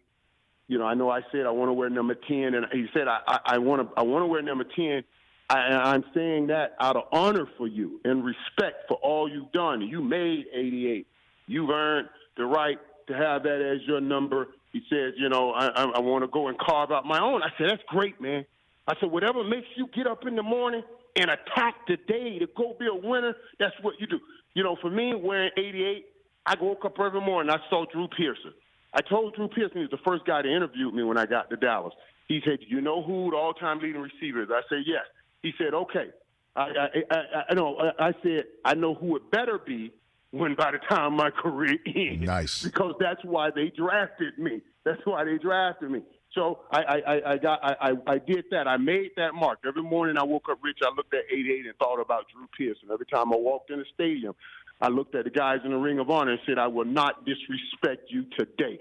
You know, so for him, if 88 was to pull something out of him, that's great. He said 10. He wanted to wear the number 10.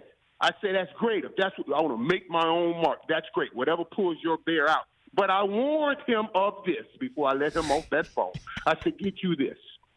I said, that man you about to talk to about wearing 88 called Jerry Jones is very persuasive. He's very persuasive. I said, no matter what you say, he's going to tell you all kinds of stories, but he's going to try to get you to see it his way.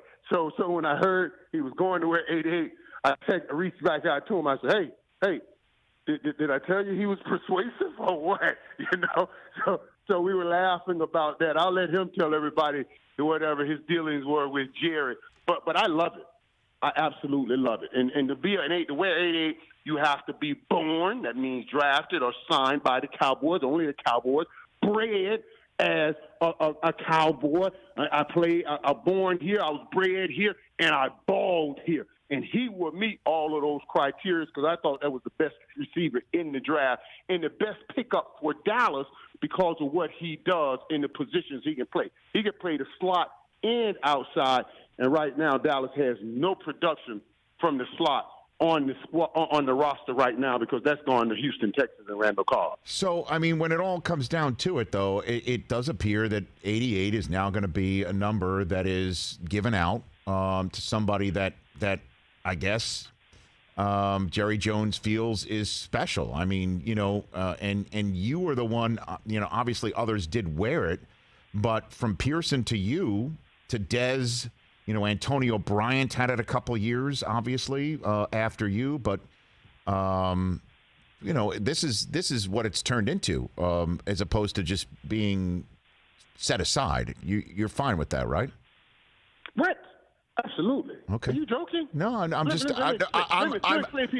the answer to it. I know the answer to it, but I know others might not, though, when they hear about this. Okay, let me tell them why. I'm okay with it, Rich. Let me tell them why. And I don't know why I seem to be the only person to see it this way. When they retire your number and they put that number in the rafters, they don't look up, they don't talk about that number until you leave time and go to eternity. And then during the middle of the game, they said, well, we lost Michael Irvin today. And they'll show the number. They'll say, pray for his family.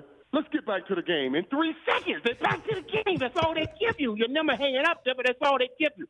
But when they put it on a receiver's back, where every time he makes a play on Sunday, they say, oh, that looked like Michael Irvin. If he drops a pass, they say, oh, Michael Irvin wouldn't have dropped that. You see what I'm saying? This way, I don't wait till I die to get my flowers. I get my flowers every NFL Sunday that you are on the field, and I want my flowers while I'm living.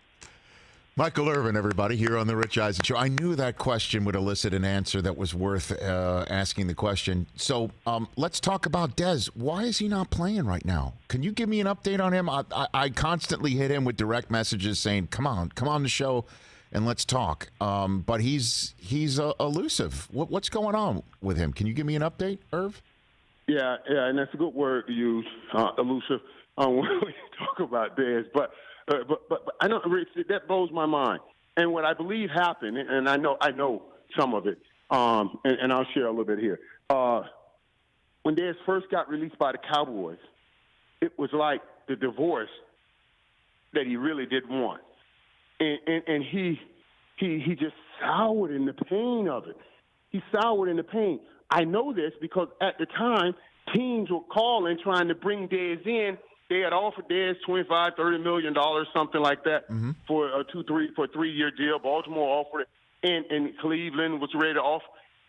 Dez would not even go in and meet with some of the teams. They had to really look for him. They called me looking for him because he really was hoping that the Cowboys would reconsider and bring him back. I think the pain of not being a Cowboy was so great that he never set his mind on playing football again for someone else.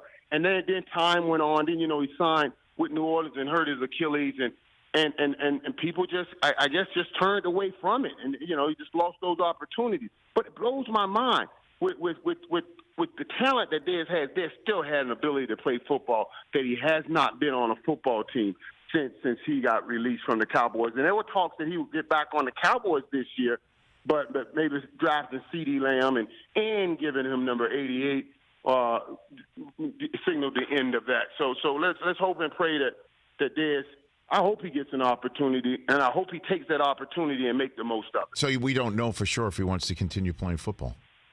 Like we can't. I knew for sure he wanted to continue playing with the Dallas Cowboys. Right. I just don't know if he's ready to go and play with someone else, and that's I don't even know how to say what that is. You know what I mean? You're a young man.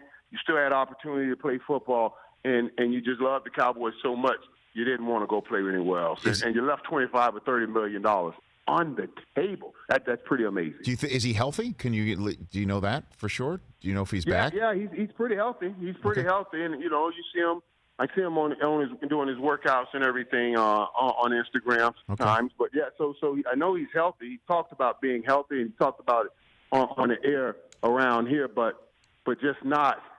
It just blows my mind, just not getting the opportunities. Now, hopefully he will and take those opportunities. Last one for you, Michael Irvin. We had Brett Favre on this show last week, and he believes that Aaron Rodgers will finish his career elsewhere because the Jordan Love drafting says so much of a writing on the wall. Would you agree with that? Rich, man, I started to call you last week when I saw you stirring all that up. On the Rich Eisen show.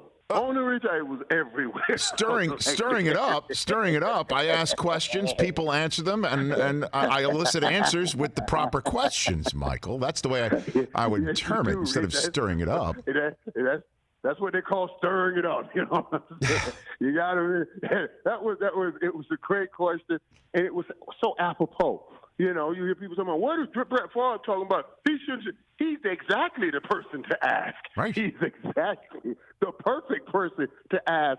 It was deja vu all over again with that scenario, and absolutely, man, absolutely. I think even more so now that Brett has put it out there, that it's even more apt to happen with Aaron Rodgers finishing his career elsewhere.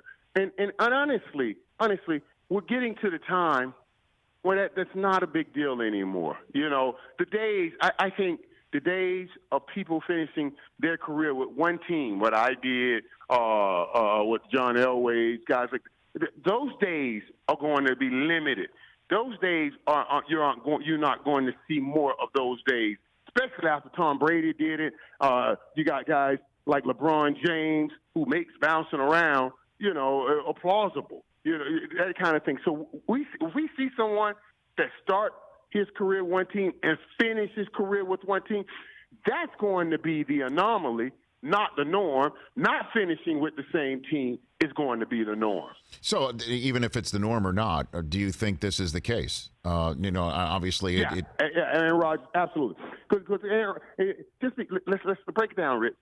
They're obviously in a fight. You read a report where they say they're kind of tired of Aaron Rodgers stuff and all of that. So obviously they're in a fight. They're going to be in a fight.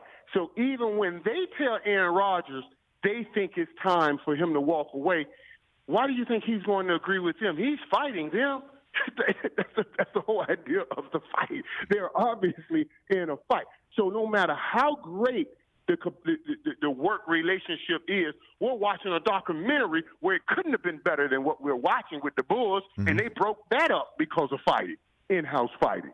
You see what I'm saying? So the one thing, and it's funny because the Bible says that vanity is the greatest sin.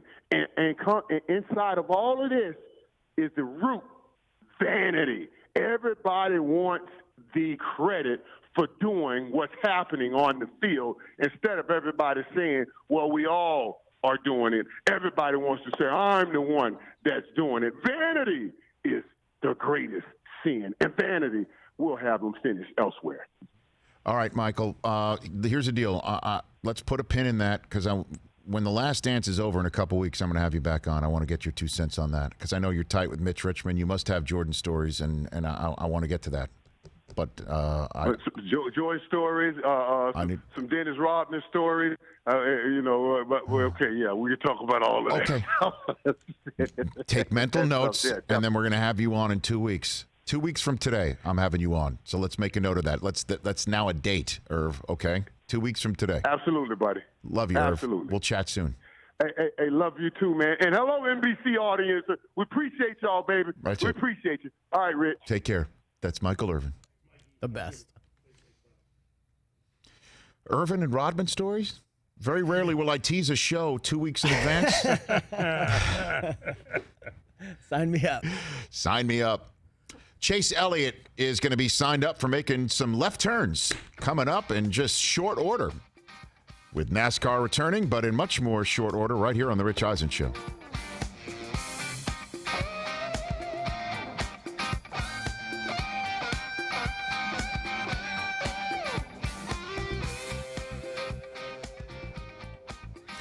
I mean, we could. I know Irv's watching The Last Dance because I have spoken to him about it, and I would love to get his sense of it when it's over, because of, the triplets couldn't stay together. They didn't stay together. Now, injury in time had something to do with that. Football and basketball are different. A little different. And then, of course, I just want, and Mike, you'd have to get the record button ready for the laugh that my question would elicit as a drop, because it would be a great Irv laugh. It will be an incredible Irv laugh when I ask him where the documentary over the triplet Cowboys is.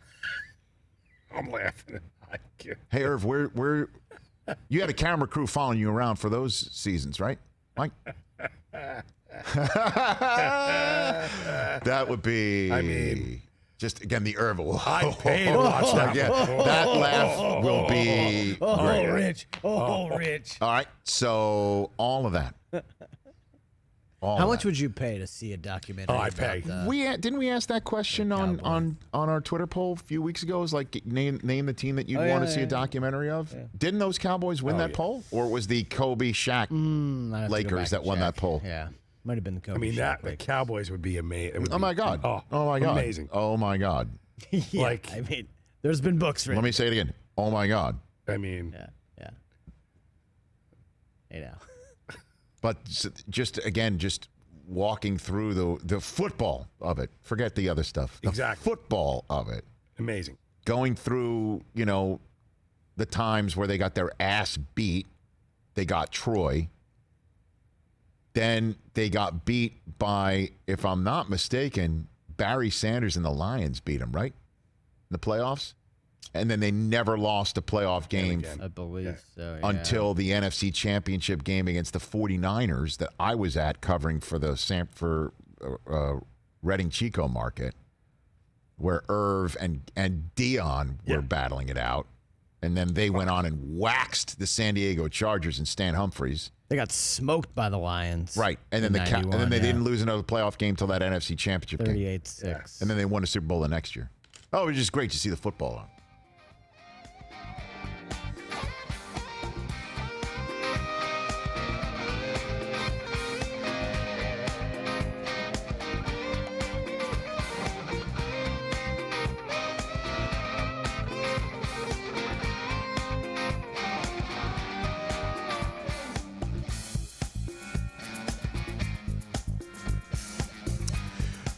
Welcome back to the Rich Eisen Show. Great chat with Michael Irvin, Pro Football Hall of Famer, and Will Perdue will be first up in our next hour to talk about his recollections of The Last Dance, which, again, we've got the schedule coming out on Thursday in NFL and The Last Dance. So we're talking about sports down the road or sports years removed.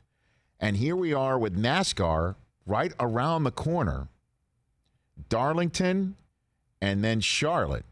7 races in 11 days. And joining us right now, the driver of the number 9 Napa Auto Parts Chevrolet Camaro for Hendrick Motorsports, currently 3rd in the standings of the paused and NASCAR season that appears to be on the verge of being unpaused. Chase Elliott here on the Rich Eisen Show. How are you, Chase? Oh, doing good. Appreciate y'all having me. No, appreciate you being had. Walk me through your preparations right now for Darlington, Chase. Yeah, it's really interesting. Honestly, there's really not a lot we can do. With the rules kind of being the way they are, and having limited practice and stuff nowadays anyway. But yeah, it'll be interesting. NASCAR's never seen really anything like what we're about to see this year, and showing up and just racing without any on-track time or any prep, inside the car is super unorthodox and has never really even been considered until all this. So part of me is excited. I think it's exciting to have something new. I'm excited that we're going to be back on TV and give our fans something to watch. The other part of me, I hate that we're even in the situation that we're in, but I think the silver lining is that we're going to be able to offer something to our viewers on TV, and at least we're back racing in some capacity. No doubt. But if you don't mind, I'd love to get in some more questions about how this is going to work, because, this could be a model potentially for other sports that certainly so many people are close in proximity to each other. And so is your crew, the rest of your crew and your team, currently quarantined right now to make sure that everybody is COVID negative, being tested before Darlington, Chase? Yeah, I think that's currently all being worked out right now. NASCAR is going to have a procedure of some sort. I don't really have any details to share, unfortunately, but there's going to be some type of procedure that we all have to go to or go through to basically get approved, I'm assuming, at the very least. So I look forward to, just getting to the racetrack. I look forward to learning more about it. I really don't know.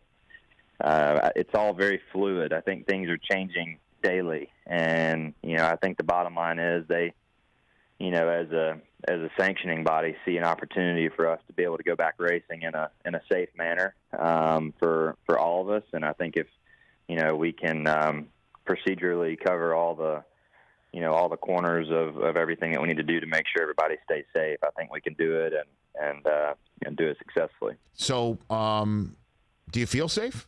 Does this feel safe to you? Or not just? I'm not just talking about COVID. You mentioned how you're not going to spend any time in the car before racing. So, I mean, do you feel safe over all this, Chase?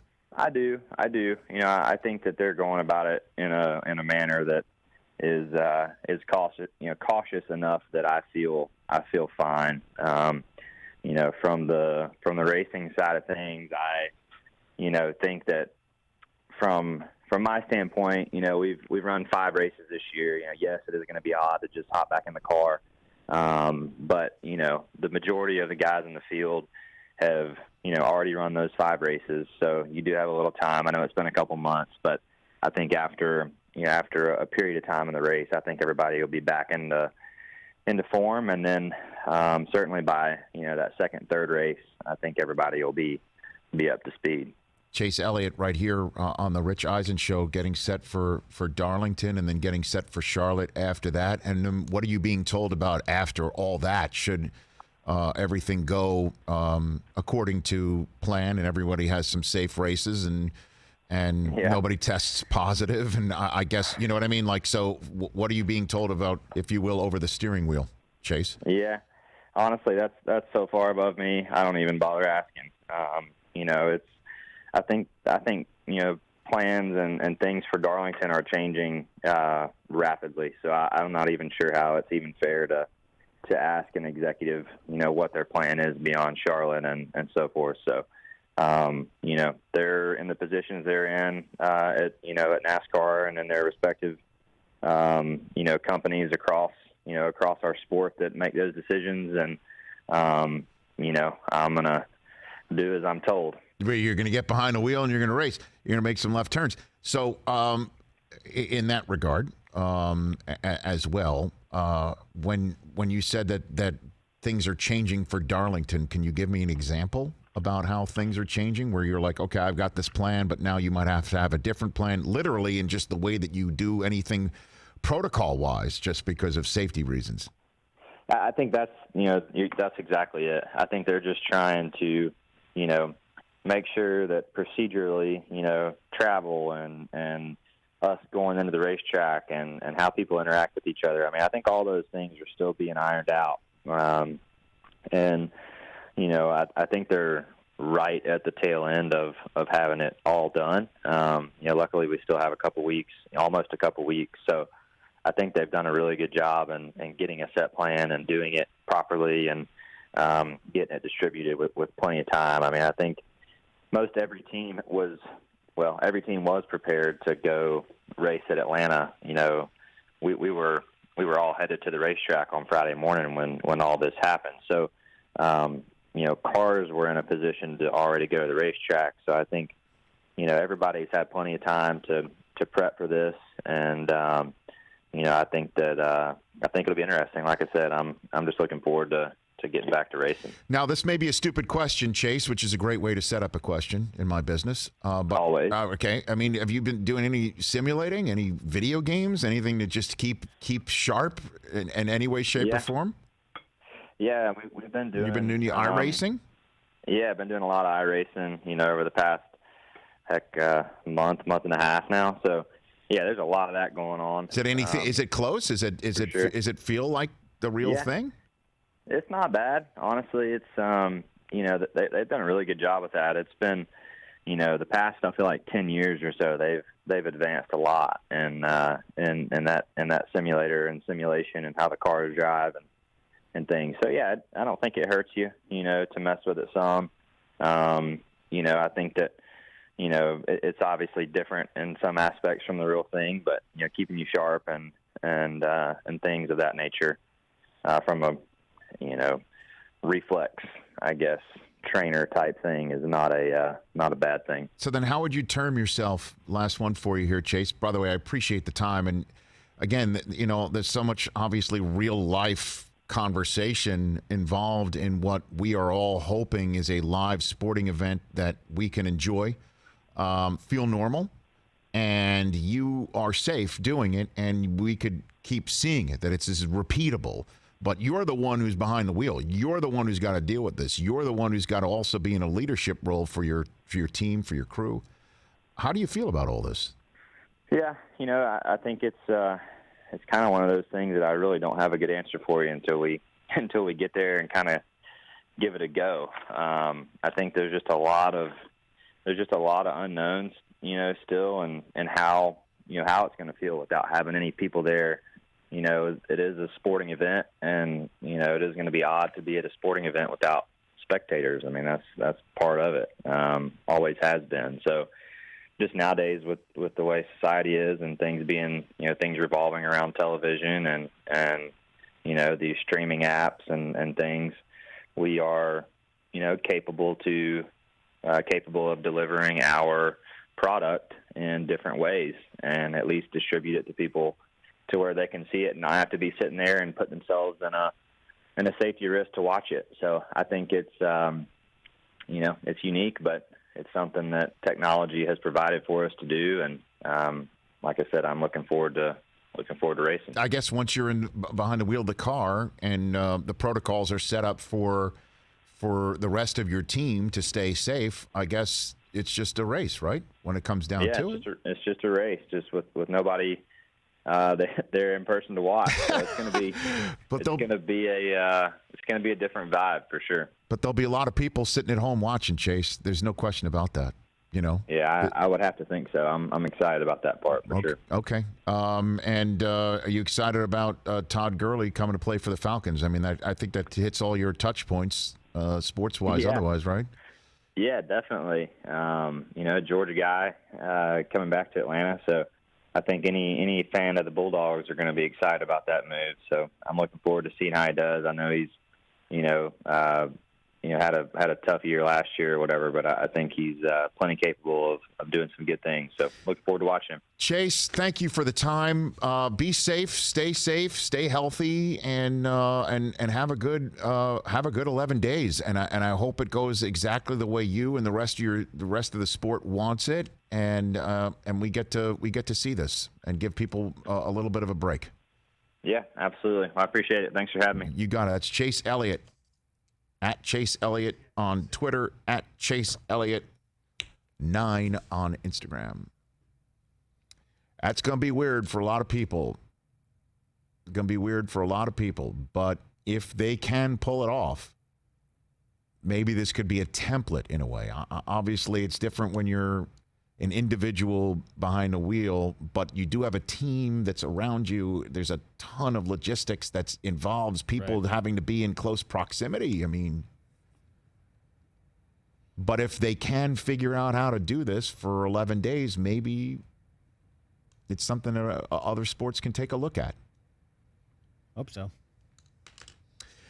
Will Perdue will join us at the top of the next hour. NBC Sports Chicago Bulls studio analyst, also known as a 3-time Chicago Bull champion with Michael Jordan. We'll talk The Last Dance with him and more, and you, in our final hour.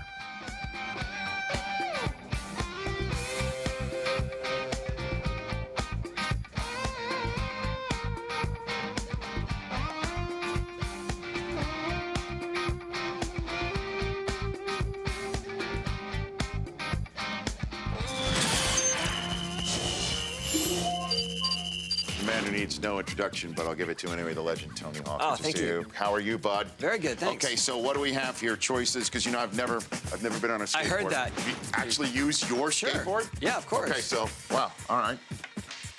All right. Have you ever done any board sports, surf, snowboard? This is a blank slate situation. All right. So if I were to, let's see, you have to decide which way you stand, first of all. Okay. Right? So you're either going to stand with your right foot forward or your left foot forward. Well, I'm a right-handed guy, so... That doesn't matter. How do you ski? Let's say if someone were to push you forward, which foot would you? All right, yeah, I say you're goofy-footed. Okay. Like me. There we go. You're riding my board, you're goofy-footed. Okay. Great. So, all right. yeah. So what you want to do is put your front foot on the board, a little bit of an angle. Okay. Right. Yes. And then just give it a little push off, and then straighten your front foot out after it's moving. Okay. And my only advice is to anticipate the motion. Anticipate the motion. So I'm going to don't fall. right foot like this. Oh my God, this is no good. And then push off with the left? Yeah, and then just lean forward. Make sure you're leaning forward. That would be leaning back. Is that what you guys were hoping for? Yeah. Was that the money shot? That's exactly what we were hoping for. I swear I gave him good advice. What a horrible... But this is what everybody in this room was hoping for. Wow. I'm going to do it again. All right. Wow, I went Okay. down on the left. Do it again. Okay, you Wow, got I'm it. going to do it again. Got to lean forward. Lean forward on your front, like over your front foot. All right, you're centered more over your front leg. Okay. There you go. That's it. That's it. You got it. Got to teach my kids to stay on the board. There you go. Look at me. That's it. You're skating. Tony Hawk, everybody. Can't forget enough. High five for perseverance. Got to teach the kids to get back on it. But I do need an ice bag. An ice pack, please, somebody.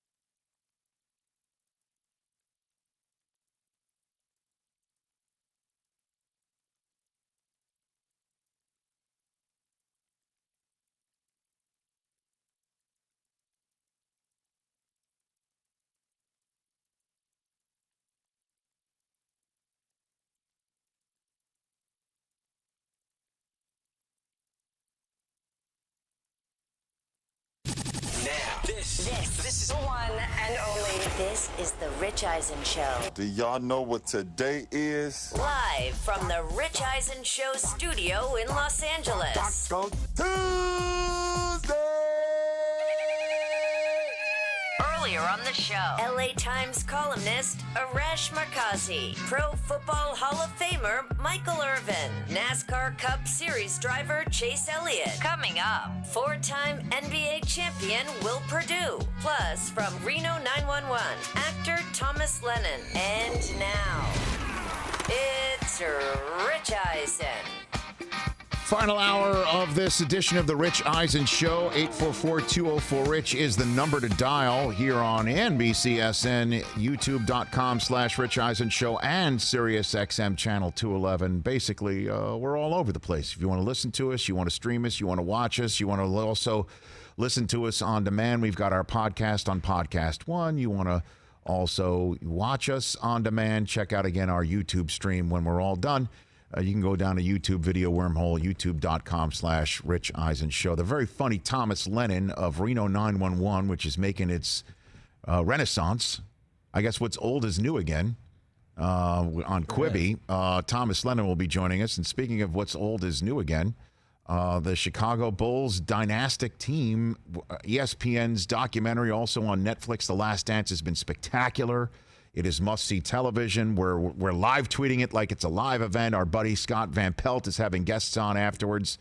like it's a live sporting. He's doing highlights of it, and it's just been great. Highlights, it's awesome. I mean, it's been dynamite, and people can't get enough of it. And we're thrilled to have here kicking off our final hour here on this Tuesday, 2 days after episodes 5 and 6 went down. There's 4 more to go. He is a champion of the Chicago Bulls 3 times over, and was also on the championship team with the Spurs the year after the last dance. He is from NBC Sports Chicago Bulls studio analyst Will Perdue. How are you, Will? Rich, I'm doing very well, thank you. And let me make it clear: winning never gets old. I bet it never does, right? I bet it doesn't. What's this been like for you to relive it through this documentary? You know, it's brought back a lot of memories, but also a lot of emotions. You know, it's almost kind of been a little reunion for a lot of the players as we've all been reaching out to get former teammates on podcasts and Zoom calls and things like that. So that part's been nice, but it's also been a vivid reminder of, that people have been watching this, and I've been watching it just like everybody else. I didn't get a pre-screening view of it, but it's been a reminder of, some of the sacrifices we had to make, the drama that was involved, some of the tension. I always kind of chuckle. Everybody's like, "Oh man, you guys just kicked the Pistons' ass." We're like, just because it was 4-0 doesn't mean it was easy. I mean, every game, came down to the wire, so it wasn't that easy. But just it's been interesting to kind of, for me, is to watch the response to what people are hopefully learning more about Michael Jordan as he's pulled back the curtain. But even after episodes, I think 3 and 4. When they showed Michael hugging that trophy after we won the championship in '91, it kind of brought a tear to my eye because it was emotional, everything that we had gone through, and especially the fact that that was a 3-year journey just to get to that championship in '91 to first of all get past the Pistons and also beat the big bad Lakers, who at that time had 11 championships for their organization where we had none. Well, I don't know if it was you who said it in the documentary, Will, or was it another of your teammates, saying that watching Jordan hug that trophy for the first time and get emotional and cry was kind of jarring to you as teammates because Jordan's only emotions that he showed were intensity, anger, not much outward love or crying emotion. Did that resonate with you? Is that you who said it in that documentary? I can't recall off the top of my head. Yeah, it was. I said that was really a surprise to us because really the only emotions we had seen from Michael was, frustration and anger because of the inability to beat Detroit. I mean, this dude, he was not happy when he lost at anything. I mean, anything. That's how competitive he was. And, the inability to get past Detroit in '89, the inability to get past Detroit in '90. I mean, listen, to be honest, he always pointed the finger at himself first because as good as he was, he always thought he could get better. That's what made our practices so competitive. But he also expected everybody else to answer the bell. And that was the hard part. I mean, I think you can talk to a lot of guys, and I'll be the first to admit, I never questioned whether I could play in the NBA when I got drafted. Just when I got drafted to the Bulls, I questioned after the first couple practices in training camp in 1988 for the 88-89 season. I was like, damn, I don't know. I got to do something. It's not just going to be my work ethic that's going to gain the respect of this guy. It's going to take a lot more than that. So what was it like being his teammate, Will? It was tough because of the expectations. And I say this, not that Michael didn't understand how good he was, but I think at times, he felt that, listen, if you work as hard as me, you can be as good as me.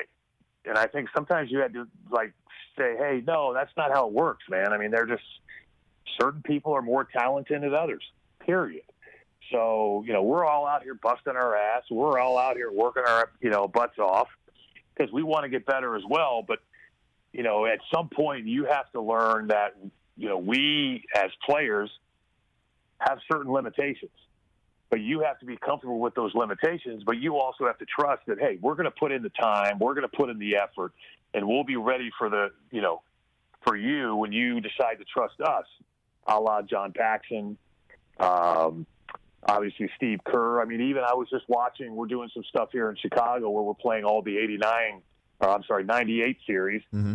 And in Game 7 against the Pacers, I mean, he actually made a couple, late game passes to Luke Longley, who knocked down a couple, baseline jump shots. And those were things that he didn't do early on in his career. Inside 6 minutes, he's like, listen, I got this. Whereas Phil Jackson kind of chipped away and said, if you really want to win a championship, the only way that's going to happen is if at some point you show your vulnerability and allow yourself to trust your teammates. Well, and then we saw, obviously, Paxson was the one who was open to take care of the Lakers for that first championship that you're referring to. And then we all saw who made the dagger shot against the Suns in this past weekend. Hold on, Rich. Now, I remember specifically, I think you were, if I remember correctly, weren't you in L.A. during that 91 championship? Did I not see you there covering? You definitely did not see me there covering. I was in Staten Island, New York, as the Cub reporter for the Staten Island Advance, only dreaming of being on SportsCenter one day, which I was for your 99 Spurs championship, and I'm still holding my breath. So I correct myself. No, it's all good. I'm still holding my breath for those moments. I'm going to pop up with hair like Chris Fowler had this past weekend, and Dan Patrick's apparently going to have next. But in terms of being his teammate, I got Will Perdue here on the Rich Eisen show. You fought him, right? You had a fight with Jordan in a practice. Correct? Yes. That's a true story. So let me clarify two things. Please. One, I apologize, but I actually remember talking to you when I worked for ESPN Radio during the Lakers Celtics finals. Maybe that's it. Sure. There you go. So, that's the other thing. I'm 55, but because I play basketball, I still feel like I'm in my 20s because I never looked at it as a real job. So everybody I came across, I apologize, I always thought was older than me because they had a real job. It's all good, man. But we had a situation in practice, and that's what I mean, the intensity. I mean, we got in arguments all the time, and I always clarify, listen, when you want to talk about the NBA, there's no such thing really as an NBA fight. Every once in a while, you saw what was truly a fight. But NBA fights are more like skirmishes. You push a guy, you get in the guy's face, you point a finger. NBA, a fight is described as, somebody steps in the middle and you're like, all right, now's my chance. You reach around a guy and throw a cheap shot because the other guy can't reach back at you because there's somebody in between you. But we had an episode in practice where we were running the high-frequency plays of our opponent, and I still to this day am pretty sure it was the Milwaukee Bucks. And the one thing we were trying to emphasize is that Milwaukee was going to continue to run Michael off a bunch of screens in the hopes that the last 6 minutes of the game, he'll be fatigued both mentally and physically and will think twice about, hey, I'm really going to look to attack the hoop and maybe start settling for jump shots, and because he's fatigued, be a little short and not be able to get to the free throw line and get points there. So we kept running this one play where I was setting screens on him. Got pretty good shots, as they say in the day. I was laying some wood, and one time I hit him pretty hard. He bounced up off the floor, and he said, listen, you do that again, I'm going to punch you. He used a little more colorful language. Mm-hmm. So as soon as that happened, Johnny Bach, who was the assistant coach that set up our defensive schemes, immediately yelled, run it again. So I thought to myself, hey, man, if I'm going to get punched by this guy, which I still didn't think he was going to do it, I'm going to make sure I get my money's worth. So I made sure it was an illegal screen. I don't think I ever stopped. I just ran right through him, knocked his ass to the ground. He got up and immediately just turned around and hauled off and swung at me. And I was able to duck just enough so he didn't get a square shot in the face, but kind of hit me across the side of the temple. But again, it wasn't like it turned into a debacle. Once I realized what happened, I kind of started to step towards him. Eddie Neely, who was on the team at the time, grabbed me from behind and just kind of said, oh, big boy, that's probably not a good idea. And then the other thing was we just, settled down, continued to practice. It wasn't like they separated practice and, oh, that's it, we're done. You guys got to go in a room and hash it out. We just kept practicing. That stuff happened a lot more than people think. Now, the actual punch, that wasn't didn't happen a lot. I know they're going to talk a lot about this upcoming week regarding Steve Kerr and MJ, but there were skirmishes all the time because you got to remember the guys on the second team, we were fighting against the guys in the first team trying to get more minutes, trying to replace those guys, trying to justify our position on a team. So the games for us, I don't want to say they were easy, but it was refreshing when we played games on those Bulls teams because of how competitive and how hard we went at it at practice. Will Perdue here on the Rich Eisen Show. Did you have to have that environment, you think, in order to win as much as you did? I mean, was it necessary for you to have that edge and potential anger and dislike? Will? Well, the answer is no, because, as you pointed out, I got traded to San Antonio for Dennis and ended up winning a championship there, but they had a totally different culture, a totally different atmosphere. But yet you had that competitiveness. You didn't necessarily have that anger. You didn't necessarily have the aggressiveness. But that was Michael Jordan. That was led by Michael Jordan. That's how Michael Jordan approaches the game. And, I know a lot of people are getting that opportunity to see Michael, and apparently episodes 7 and 8 open up a lot of a big can of worms, because I know the producer has been out there talking about, I'm really surprised Michael allowed us to do 7 and 8 the way we did it, because apparently it doesn't paint a very good light against him. But guys that played with him, we understood him. It took a little while, but you adjusted and you understood. But at the end of the day, I always say, if you want to understand who Michael Jordan was, and if you want to know the definition of a hard ass, but a guy that wanted to win at all costs, go back and look at his Hall of Fame speech. That was Michael Jordan being thankful, thanking those that doubted him to help motivate him throughout his career. Well, you know what, the speech that I prefer to because that's the one where, obviously the crying Jordan, but there were people who also took a lot of offenses to what he said. His speech at Kobe's memorial was beautiful, just a beautiful, touching tribute from the GOAT to somebody who looked up to Michael, and I think is the only one who's been, would it be fair to say, in his area code of competitiveness, of red ass, of that sort of Mamba mentality, right? Will, would you say? Yeah, because you saw during his time, as once he became the man in L.A., because Kobe even admits that, when I first got there, I tried to be a man, but everybody remembers me as the guy shooting air balls against Utah in the playoffs. Right. But he eventually became Jordan-esque, not necessarily in his accomplishments, but as an attempt to follow in Michael's shoes, but also, as you talked about, the red assness, the hardcore. I mean, how many guys came through the Lakers organization that he chewed up and spit out, that didn't get along with him, couldn't understand the mentality, weren't willing to make the sacrifices or play as hard, regardless of how good they were, and didn't last very long with the Lakers. He was very similar, and it was kind of interesting to hear him, talk about how he reached out, how Michael made the offer, and, how he referred to Michael as an older brother, and they got that. I think they got that part about him just in January of this year. And then to hear Michael talk about how he was a younger brother at, the memorial.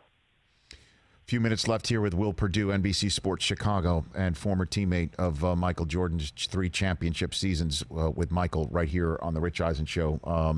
So you were there, obviously, when Michael retired for the first time. By the way, I was there as a Cub reporter for the Northwestern School of Journalism. I was in the Berto Center that day, and I just remember what a huge gathering it was and what a stunner it was. What was it like from your position? Because, again, that's a preview of what we're going to see this weekend. Will? Same thing. I had heard whispers of it, but you were like, listen, the guy's in his prime. Yep.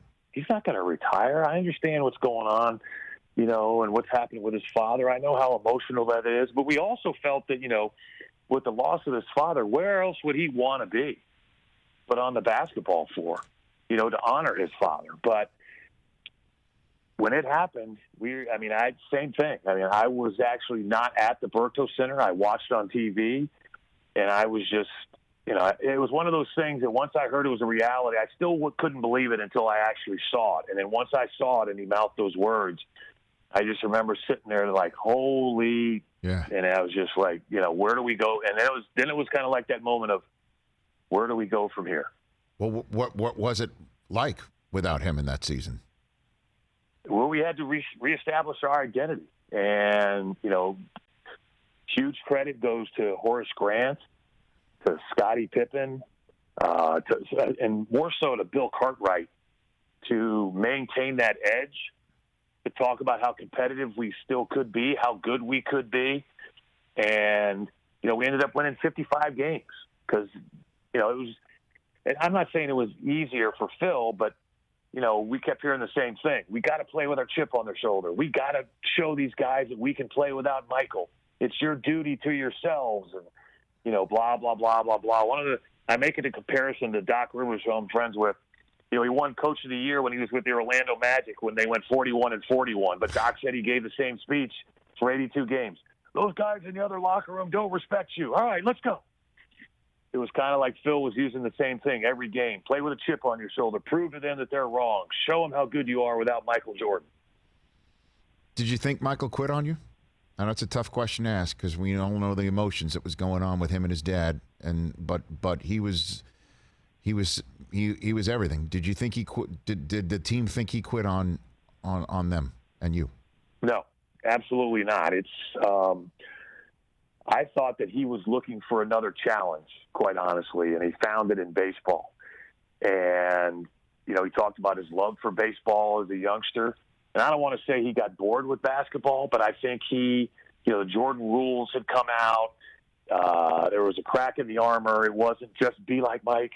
There were a lot of things, the gambling and the book and, everything else. And I think that, I don't want to say it got to him, but I think part of him was tired of the drama that became being Michael Jordan. He just wanted to be a basketball player. And I think he also realized that because he wasn't an activist, he caught heat for that. He wasn't Muhammad Ali. He caught heat for that. He just wanted to be a basketball player. You saw last week, he said, hey, if that's selfish, then maybe it is, but I'm sorry, but that's who I am. I just wanted to eliminate all the distractions and be a basketball player. I think the distractions, I don't want to say they became too much, but I also believe that he wanted to try something new, and there weren't any distractions in baseball at the time. The only distraction was people were, wondering, can he even do this? Will, man, I could talk to you the rest of this hour, but I know you got other stuff to do, and I appreciate the call, Will. This is great. You're terrific recounting all this stuff, and I appreciate you taking the time to lend a little bit more perspective here on the show to my viewers and listeners. Well, I appreciate you having me. You bet. I'll say I'm slightly aggravated. It's the first time I've ever been on your show, but it is an honor, and thank you. Well, we'll do it again. Will. How does that All sound? Right, we'll do it again. This is not our last dance. How does that sound? Hey, as long as you lead, I'm good. Okay, that's it. And if you try that one more time, I'm going to hit you. Okay, Will? Does that ring a bell? I got you, man. I'll be ready. Does that ring a bell? Okay. Yes, sir. Thanks for the time, Will. You take care. You got it, Rich. Thank you. You got it. Will Perdue. Michael Jordan says, you do that one more time, I'm going to hit you. So guess what? Do it one more time. But Johnny Bach's like, let's do it again. Run it again. Run it again. That's competition, baby. And him saying, if I'm going to get hit, I'm going to really give what I'm going to give it. Certainly know I'm going to get it. Yeah, openly admitted. Moving screen wasn't stopping. Love stories like that, man. Love it. If you're on hold, please stay on hold. We'll take your calls. Thomas Lennon, star and co-creator of Reno 911, which you can now watch on Quibi. The very funny Thomas Lennon when we come back here on The Rich Eisen Show.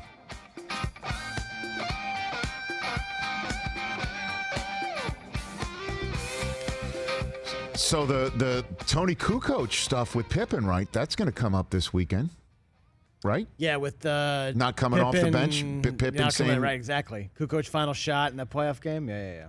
That should be. That's going to hit this weekend. Should be. Although maybe they don't touch on the non-Jordan Bulls years. Maybe they go maybe they just focus on the baseball. You can't tell this. You got to tell the whole story. We're looking at every season. The Bulls went on without him. That's a significant adjustment. Like Will said, they didn't drop off that much. Sure, they don't have the best player in the game, but they still won 55 games. Pippen had a fantastic season. Let me see here. He had to have been top 5 MVP. 93-94 Bulls. The Knicks got him. Oh, that was great. In the finals? Eastern Finals? No, the Knicks got him in the second round. Okay. They got him where the Knicks finally held serve. In a 7th game. Knicks held serve, bro. They held serve in every single game in Madison Square Garden, including the game 5. I forget the circumstances of this one. I just don't recall it. But Pippen was third in MVP that year. He was awesome. Knicks had a game 5 win, 1-point win over the Bulls in game 5 of that series. Once that happened, they lost in Chicago and had to win a game 7. Yep. You know who the Knicks were tied with for the best record in the East that year? Were the Atlanta Hawks. Dude, I mean, this is so great. That Supersonics team, 63 wins. But they got ousted by the Nuggets, right? That was the first round. Nuggets, that was the first round where the Nuggets and Dikembe Mutombo took care of the Nuggets. Yeah. I mean, took care of the Sonics. Huh. Jeez. So, Knicks would have beaten the Sonics, not the Rockets. Thanks, Mutombo. Mutombo hurt Ewing. You're getting that thing. I'm sorry. Everything's through the Knicks prison with me, man. You go in the wormhole. You just crawl. Watching this stuff, just reliving all this stuff, man. They were good in the early 90s, Rich. I know. Jordan You had it. I know. And Charles Smith couldn't get past Jordan. And then when Jordan left, they couldn't get past the Rockets. Oh. And they still, without Jordan, had to get to a 7th game to take care of the Rangers and Knicks almost both won that year. I know. The Rangers did. Yeah. That was like... Karl Malone winning MVP in 97 is such crap. I just say Where did that come from? Well, I'm looking at the MVP voting in the mid-90s here. So all the right, 2 years... Thomas Lennon when we come back. Okay, all right.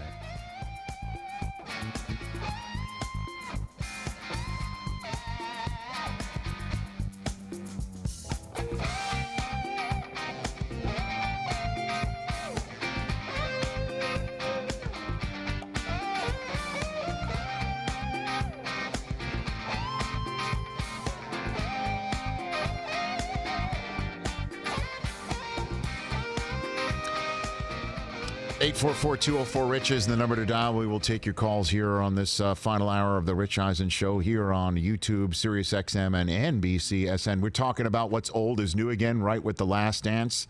This gentleman's Reno 911 is back, the Comedy Central hit, now back with Quibi. And thanks to him and the great crew on The Odd Couple, I got to appear in a guest star cameo on the TV show of my youth, where he plays Felix Unger, obviously the Tony Randall character, and he was spectacular in that role.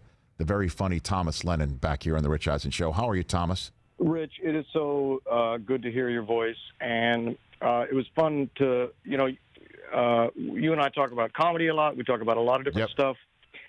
I don't know if you know. I was listening to your show. You know that I'm from Oak Park. I'm from Chicago. I'm from Bulls territory. I know that. I know. And I definitely look in the Lieutenant Dangle outfit and stuff. I know I seem like a real sort of musical theater dandy. But did you know that when the Bulls, when the real, not the real Bulls, when the Bulls were playing, yes, I've never missed a televised Bulls game ever. If it was on television, I watched it. And in fact, do you know Ken Marino, one of the other guys from the state? Of course. Sure. So we lived in New York, and we were doing the state. And Marino, I think he's a lot like you. He is a dyed-in-the-wool New York Knicks fan. Mm-hmm. And if you lived in New York, which I did in the late 80s and through the 90s, I didn't need an ATM machine account because Ken Marino has such a big mouth. And he would always get in my face. Everybody in New York, they hated Chicago, and they hated us so much, and it was always a fluke, and we always got very lucky. And Ken Marino would bet me $100 every Bulls-Knicks game for for the entire 90s. So, and it was my only source of income. So you and Jordan had at least that in common, where you were taking money from people. Yes. Yes. Oh man! See, this is what happens when you start talking with New York people. They got to get you with some kind of. No, but the Last Dance could be when it's the Knicks, the last laugh. And the thing is, I don't know how much you've been watching this documentary. I'm in number 4 in, I think, so far. Excellent. So, so then you saw the first couple, where, Jordan in North Carolina does what he does as a freshman, beating Patrick Ewing. And I turn to, my wife and I turn to my kids and I'm like, he's been standing in front of Ewing's place forever. I mean, for absolutely ever and ever and ever and ever. And, if you want to talk about people who Jordan prevented from reaching the pinnacle of their profession, and the number of superstar athletes who he did that to were many. Ewing's at the top of the list. There's just no two ways about it. And definitely, I feel sad for Knicks fans, but also you got to keep in mind, I made almost $2,400 off of this thing. So let's, there is a silver lining to this. Oh, but it's really good to hear your voice. Also, I don't know if people know. Go back, you can get it, I'm sure, on any download. Watch Rich Eisen on The Odd Couple. Hey, you crushed that show, man. Thomas, I'm telling you, growing up, again, Thomas Lennon here on the Rich Eisen Show, and we will talk about Reno 911 in a second, because I was talking about this the other day, the episode of Felix Unger and Oscar Madison having Howard Cosell on and Monday Night Football and all that. That's my youth. You know what I mean? Like, that is it. So when I got a phone call, because Matthew Perry put me in Go On, another an NBC show, I'm like, I'm in to do The Odd Couple. And it was amazing just to see your rendition of Felix Unger was spot on, brother. Well, just amazing. I got to say, you really blew me away, especially because when I heard you were coming in, I was like, God, not that guy. Really? Oh, man. Really? I'm gonna have to. I got to deal with this. This guy like a real guy, and he's gonna be like a macho blowhard. Yeah, that's me. Yeah. That's me. And we've been very casually friends ever since. And I say that in the biggest air quotes I could possibly. Well, you haven't taken money from me like you did Ken Marino. Let's put it that way, since that's obviously a metric. God, Jordan would come in, and even the best thing that would happen is Jordan would come into the Garden, and you'd hear, "Hey, guess what? Jordan's sick." And then New York, and then all of a sudden the New York people would be like, Ken Marino, and I'm going to do Ken Marino's from Long Island. Mm-hmm. She'll be like, we're going to get, Starks is going to get him, and sting, and we go, So Ken will get excited. And I'll be like, yeah, cool, man. So, Jordan's sick. That's fine. So let's see what happens. If you want to double it, yeah. If you haven't caught up and it's sitting on your DVR, one of the episodes from this past weekend is the 1993 Eastern Conference Final between the Knicks and the Bulls, where the Bulls are going for their three-peat, and the Knicks. That's not the double nickel in the Garden. It is. No. It is. The Charles Smith still hasn't made the bunny basket underneath. He's still. I think he's now 0 for 3,050 right now, attempting it still. Wow. And if the tears of a Knicks fan is actually nectar for you. The shots of the stunned Knicks fans that they had in this documentary mimicked my look on my couch this past weekend. As a matter of fact. It brings back a lot of emotions, doesn't it? I know does. It's a really heavy thing to see. But Jordan, I mean, look, you're a Chicago guy. I got Thomas Lennon here. So Jordan is number one, right? Or am I missing somebody from your Cubs fandom or Bears or anything like that? No. Jordan's the only thing. I actually have a set. My dad worked at the Art Institute of Chicago, and he used to have to kind of move paintings if they were on loan. And he went to Russia, and he ended up getting me one of my most prized possessions. I have a set of Russian nesting dolls of the Bulls, of the Bulls team, the great Bulls lineup. So it's amazing. Can you walk me through the order of the nesting? Yeah. Can you walk me through? I got them right here. Okay. Okay, Jordan. Yep. Pippen. Yep. Rodman. Yep. Come on. White dude with a short blonde hair. Come on. Kerr? Is it Kerr? Kerr. Okay. And then weirdly, the littlest guy is the biggest guy. Luke. Luke Longley's the little. Yeah. It's the little. He's the littlest guy. He's the little dinky guy at the end. Yeah. But these were painted on some like Russian street corner. Excuse me. I guess this would have been. Is this the USSR? I don't know. Sure. But anyway, whenever, No, I think it's post-Gorbachev. I really do think it is. It's still post, probably, because it's got to be, But still one of my prized possessions. I also used to have, this is what kills me. Yes. I used to have the Dennis Rodman Bad As I Want to Be doll. Do you remember when they made the Dennis Rodman doll? So the bad as I want to be. It was doll. Dennis Rodman. It was right when the book came out, and here's what it came with. It came with the 91 jersey, Yes. the white Bulls uniform, Yes. the red on white. Yes. But then it also came with silver moon boots. You could change his hair from like regular sort of tight little hairstyle Yes. to pink or green. And then it came with like weird like Dennis's either on the court or Dennis's out in the club. And I kept that in the box untouched. Yes. Since the 90s. Untouched. And my wife, God bless her, you love her, Millie from Bull Durham, you remember my wife, Yes. Yes. So, God bless her. One day, our son is little, and she's like, and I look around the room, and I'm like, what are those little tiny silver moon boots doing here in the playroom? No! Oh. And she's like, oh, we opened up that that doll that you never opened up. I'm like, you didn't do that.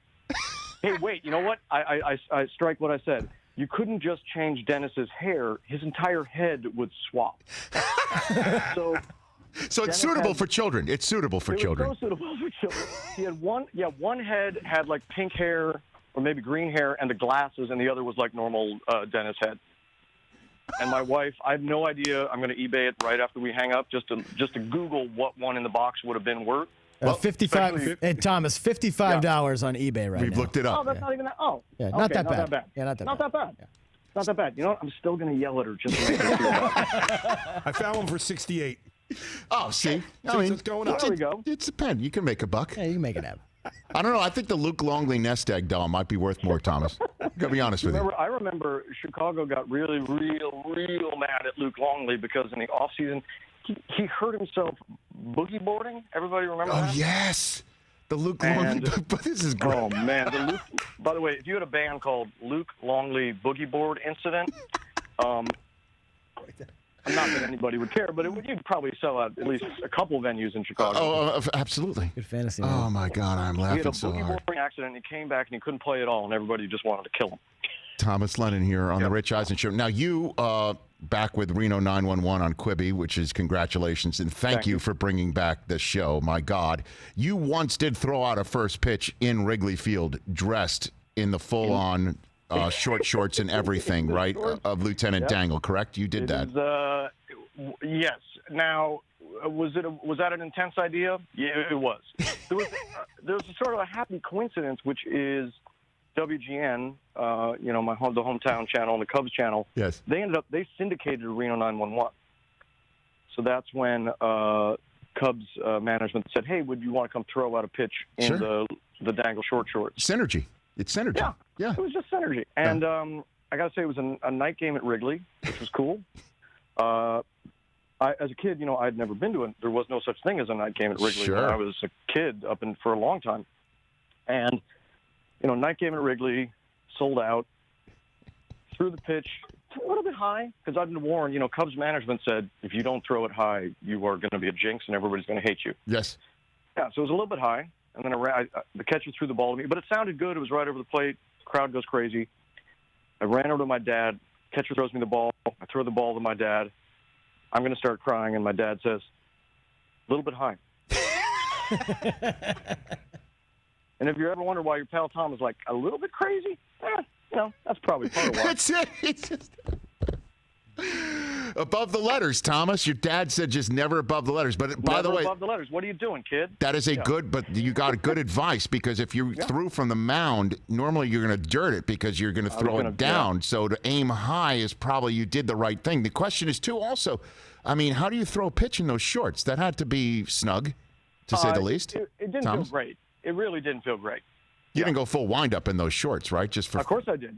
I think you can certainly find images of it, but I did my best full like crazy Tim Robbins, Bull Durham. I love it.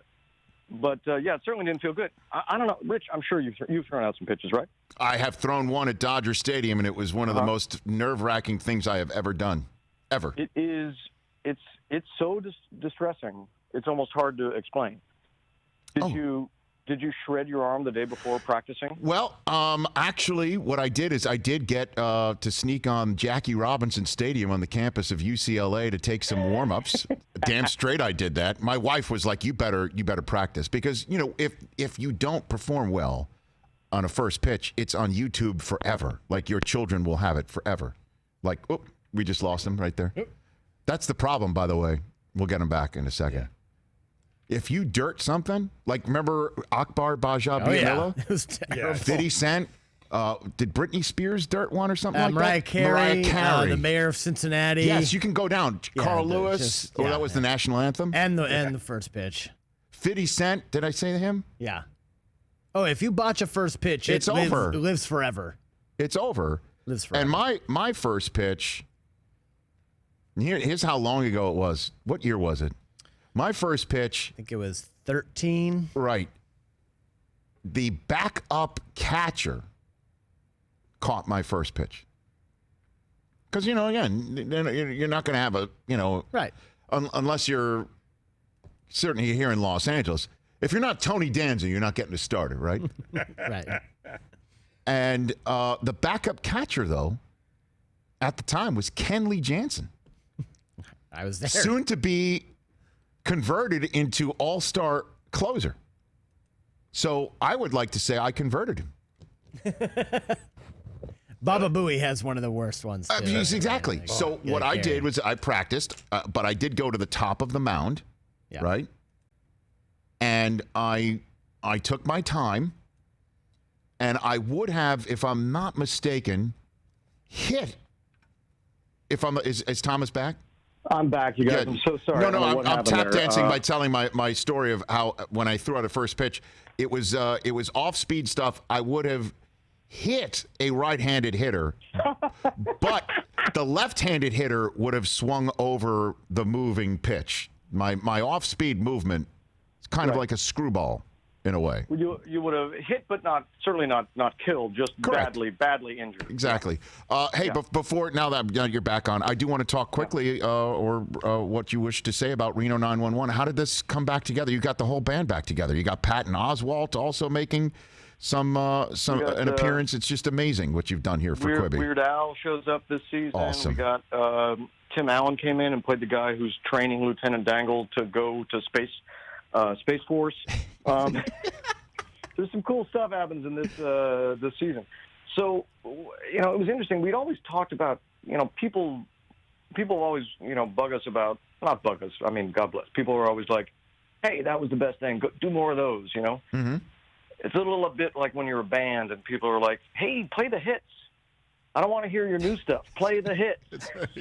Right. So, you know, Reno 911 for us is like, you know, playing the greatest hits.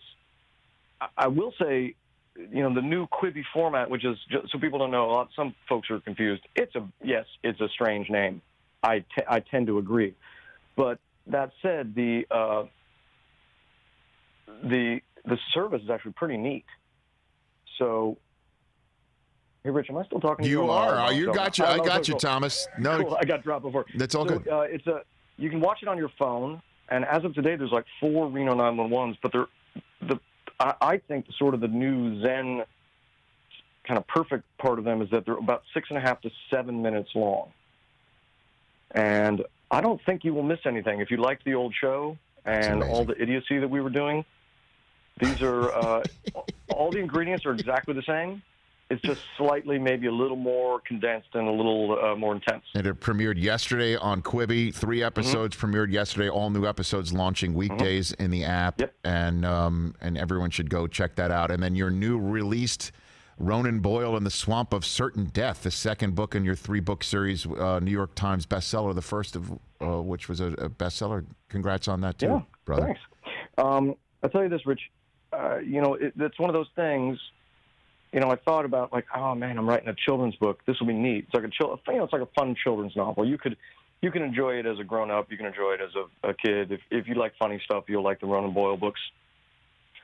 But you know,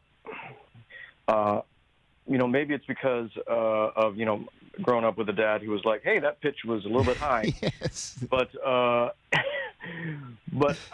you know, the day that you make the New York Times bestseller list, they called me and they're like, hey, you made the New York Times bestseller list. And I can just tell you that felt good for this long. Ready? Mm-hmm. 1,000, 2 1,000, and we're done. What happened? I don't know. It's just because you're a grown-up. You know? Yeah. Oh, my God. Thomas, you are a funny man. Congrats on the return of Reno 911. Come back anytime. Let's Rich, have you on, brother. Anytime. It's so much You're fun. one of my favorite people to talk to. Right back at you. And Bulls forever and ever and ever. So what's our new fantasy team name? Is it Luke Longley Boogie Board Incident, or is it Luke Longley Nest Egg Center piece? What is it? Good. I'm going to go with Luke Longley's Boogie Board. Just kind of short. That's good. We know what the avatar will be. Thanks for calling, Thomas. You take care, brother. Rich, thank you guys. Appreciate it. You got it. At Thomas Lennon on Twitter. Check it out. Oh, man, that was some good belly laughs right there. 844-204-RICH. We will wrap up this show and set up the rest of the week. We got some great guests in store. That's next on The Rich Eisen Show.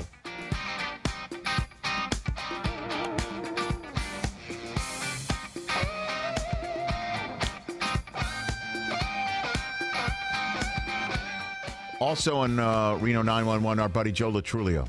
And to all our YouTube viewers, youtube.com/Rich Eisen Show, go down on our page and look up Replay Guy, a video that we did, okay, with Joe Latrulio. And here is what happens when you don't throw out a good first pitch.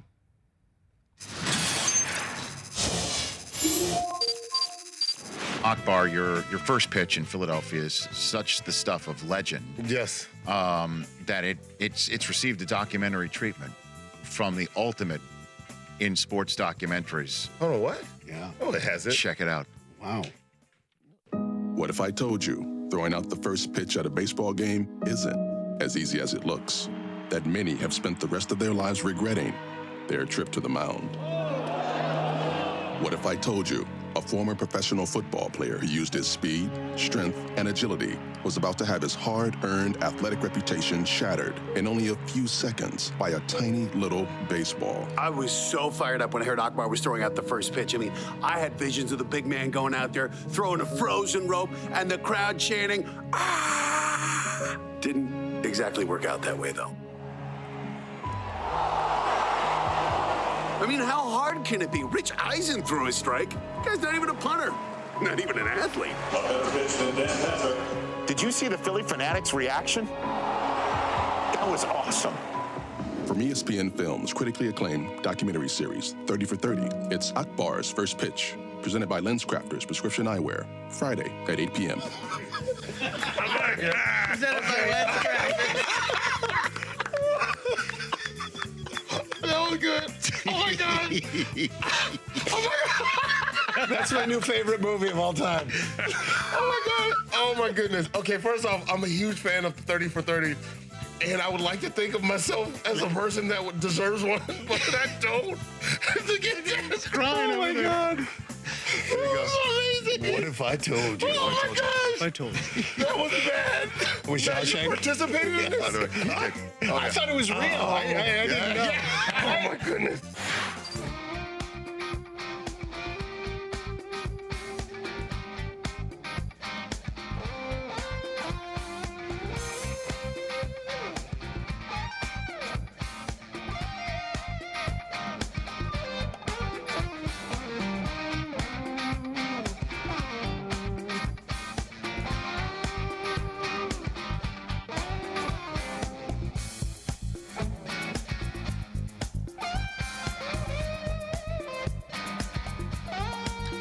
Podcast One is home to our podcasts, so you can listen to our show every single day on demand. All 3 hours of The Rich Eisen Show can be taken in anytime on Podcast One. Podcast1.com/Rich Eisen to check it all out. That was a blast with Thomas Lennon, and we didn't even get into the fact that he married one of the actresses from Bull Durham. Yeah. Right? She plays Millie. She plays Millie in Bull Durham. He's told that story when he's been here in studio before, and so that's why he went Tim Robbins in terms of talking about the type of wind-up that he made. That was just funny. And then, again, Will Perdue, man.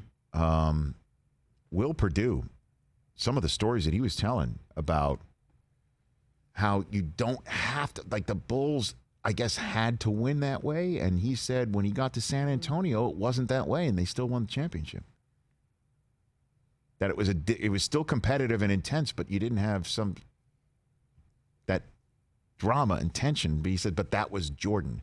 And I guess because Jordan went into this Last Dance documentary being quoted by the director as saying that he's, not concerned, he's just, or maybe he is, that when this is all over, he's going to come across looking poorly.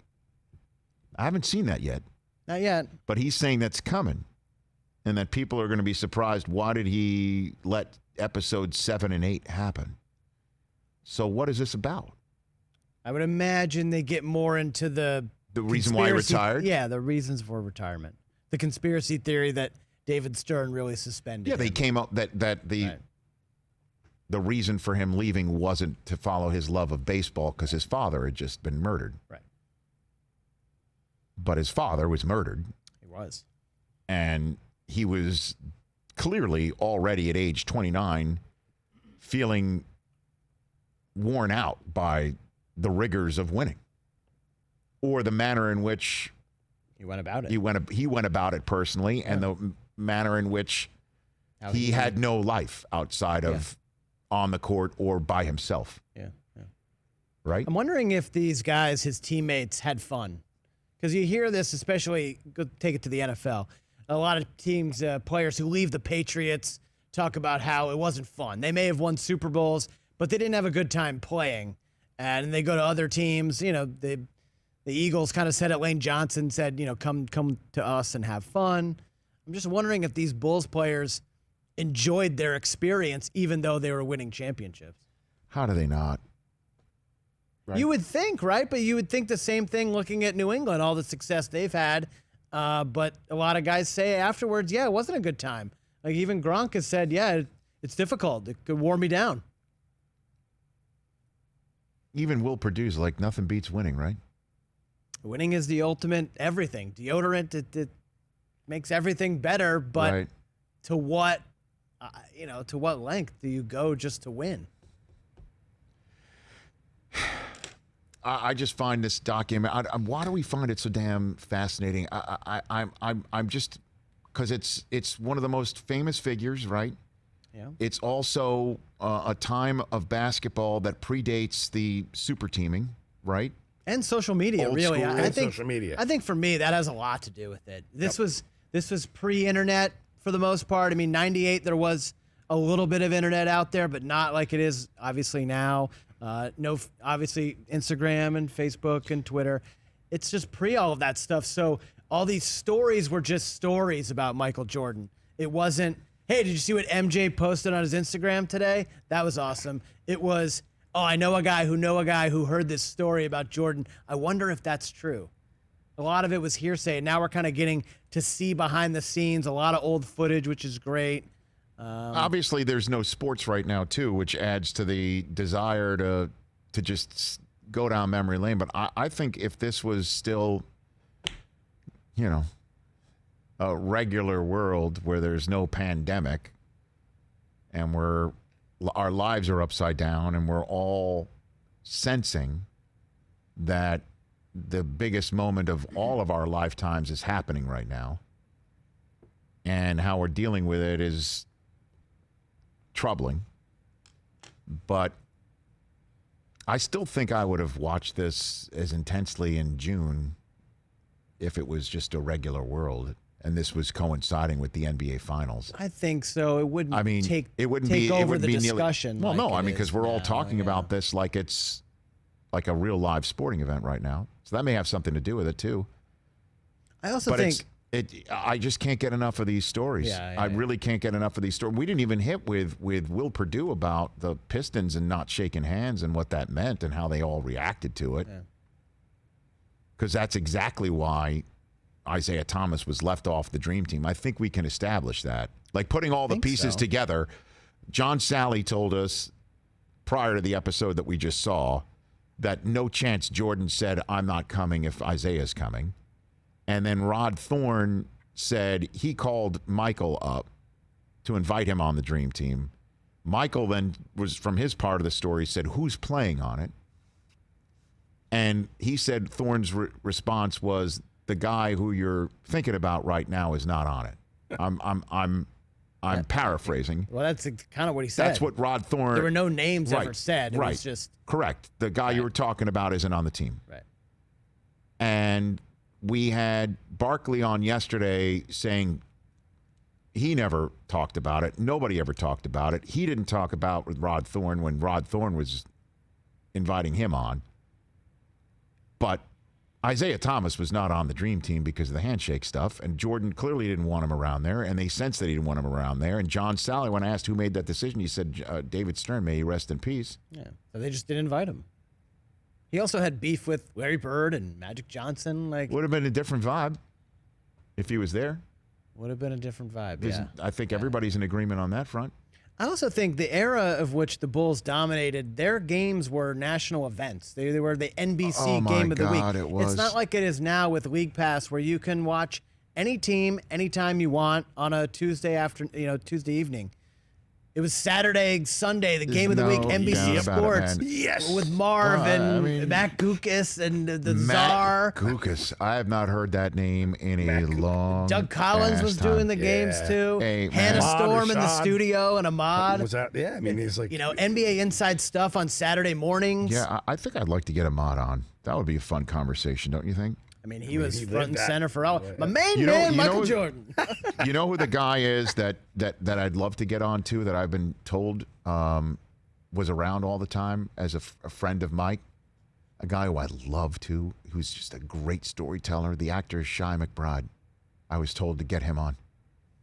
I don't know what he'd be willing to, but apparently he got behind the pearly gates. Quinn Buckner might be interesting too. Well, I know these are all friends of Mike. I don't know how many they would, how much they'd be willing to share or not. But those are I'm getting people saying, hey, all the stuff that you're talking about, so.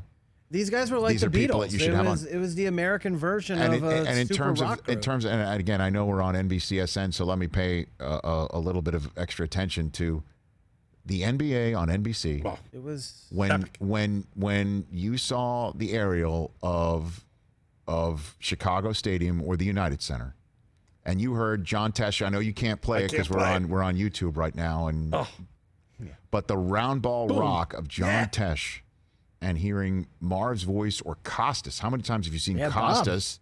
Bring you on, bring you in. Pregame. Costas would do the pregame and then throw to Marvelous. Yeah. And Michael Jordan again, and just sitting there. And I know I bring this back the same place every time, but at least I'm pure. To grow up as a New York Knicks fan and hear the voice of the Knicks be the voice of the soundtrack of Michael Jordan's ascension and all-time greatness. Oh, spectacular move. Absolutely killed me. I'm in this business because I grew up loving Marv Albert and I grew up loving Howard Cosell. I wanted to be a sportscaster because of Marv.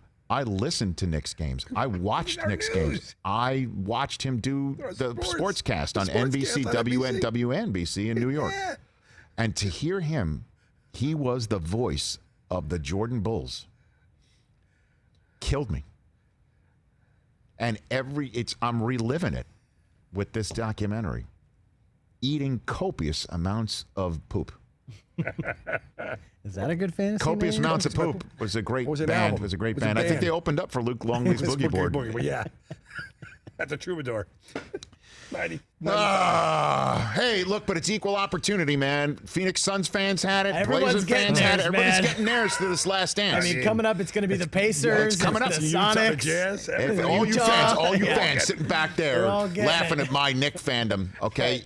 It's coming for you because Jordan came for everybody. That's right. I mean, Michael Wilbon's on tomorrow's program to lend his great voice and brain to this subject, and the actor Dennis Quaid will be on tomorrow as well. And we are, as we are saying, efforting.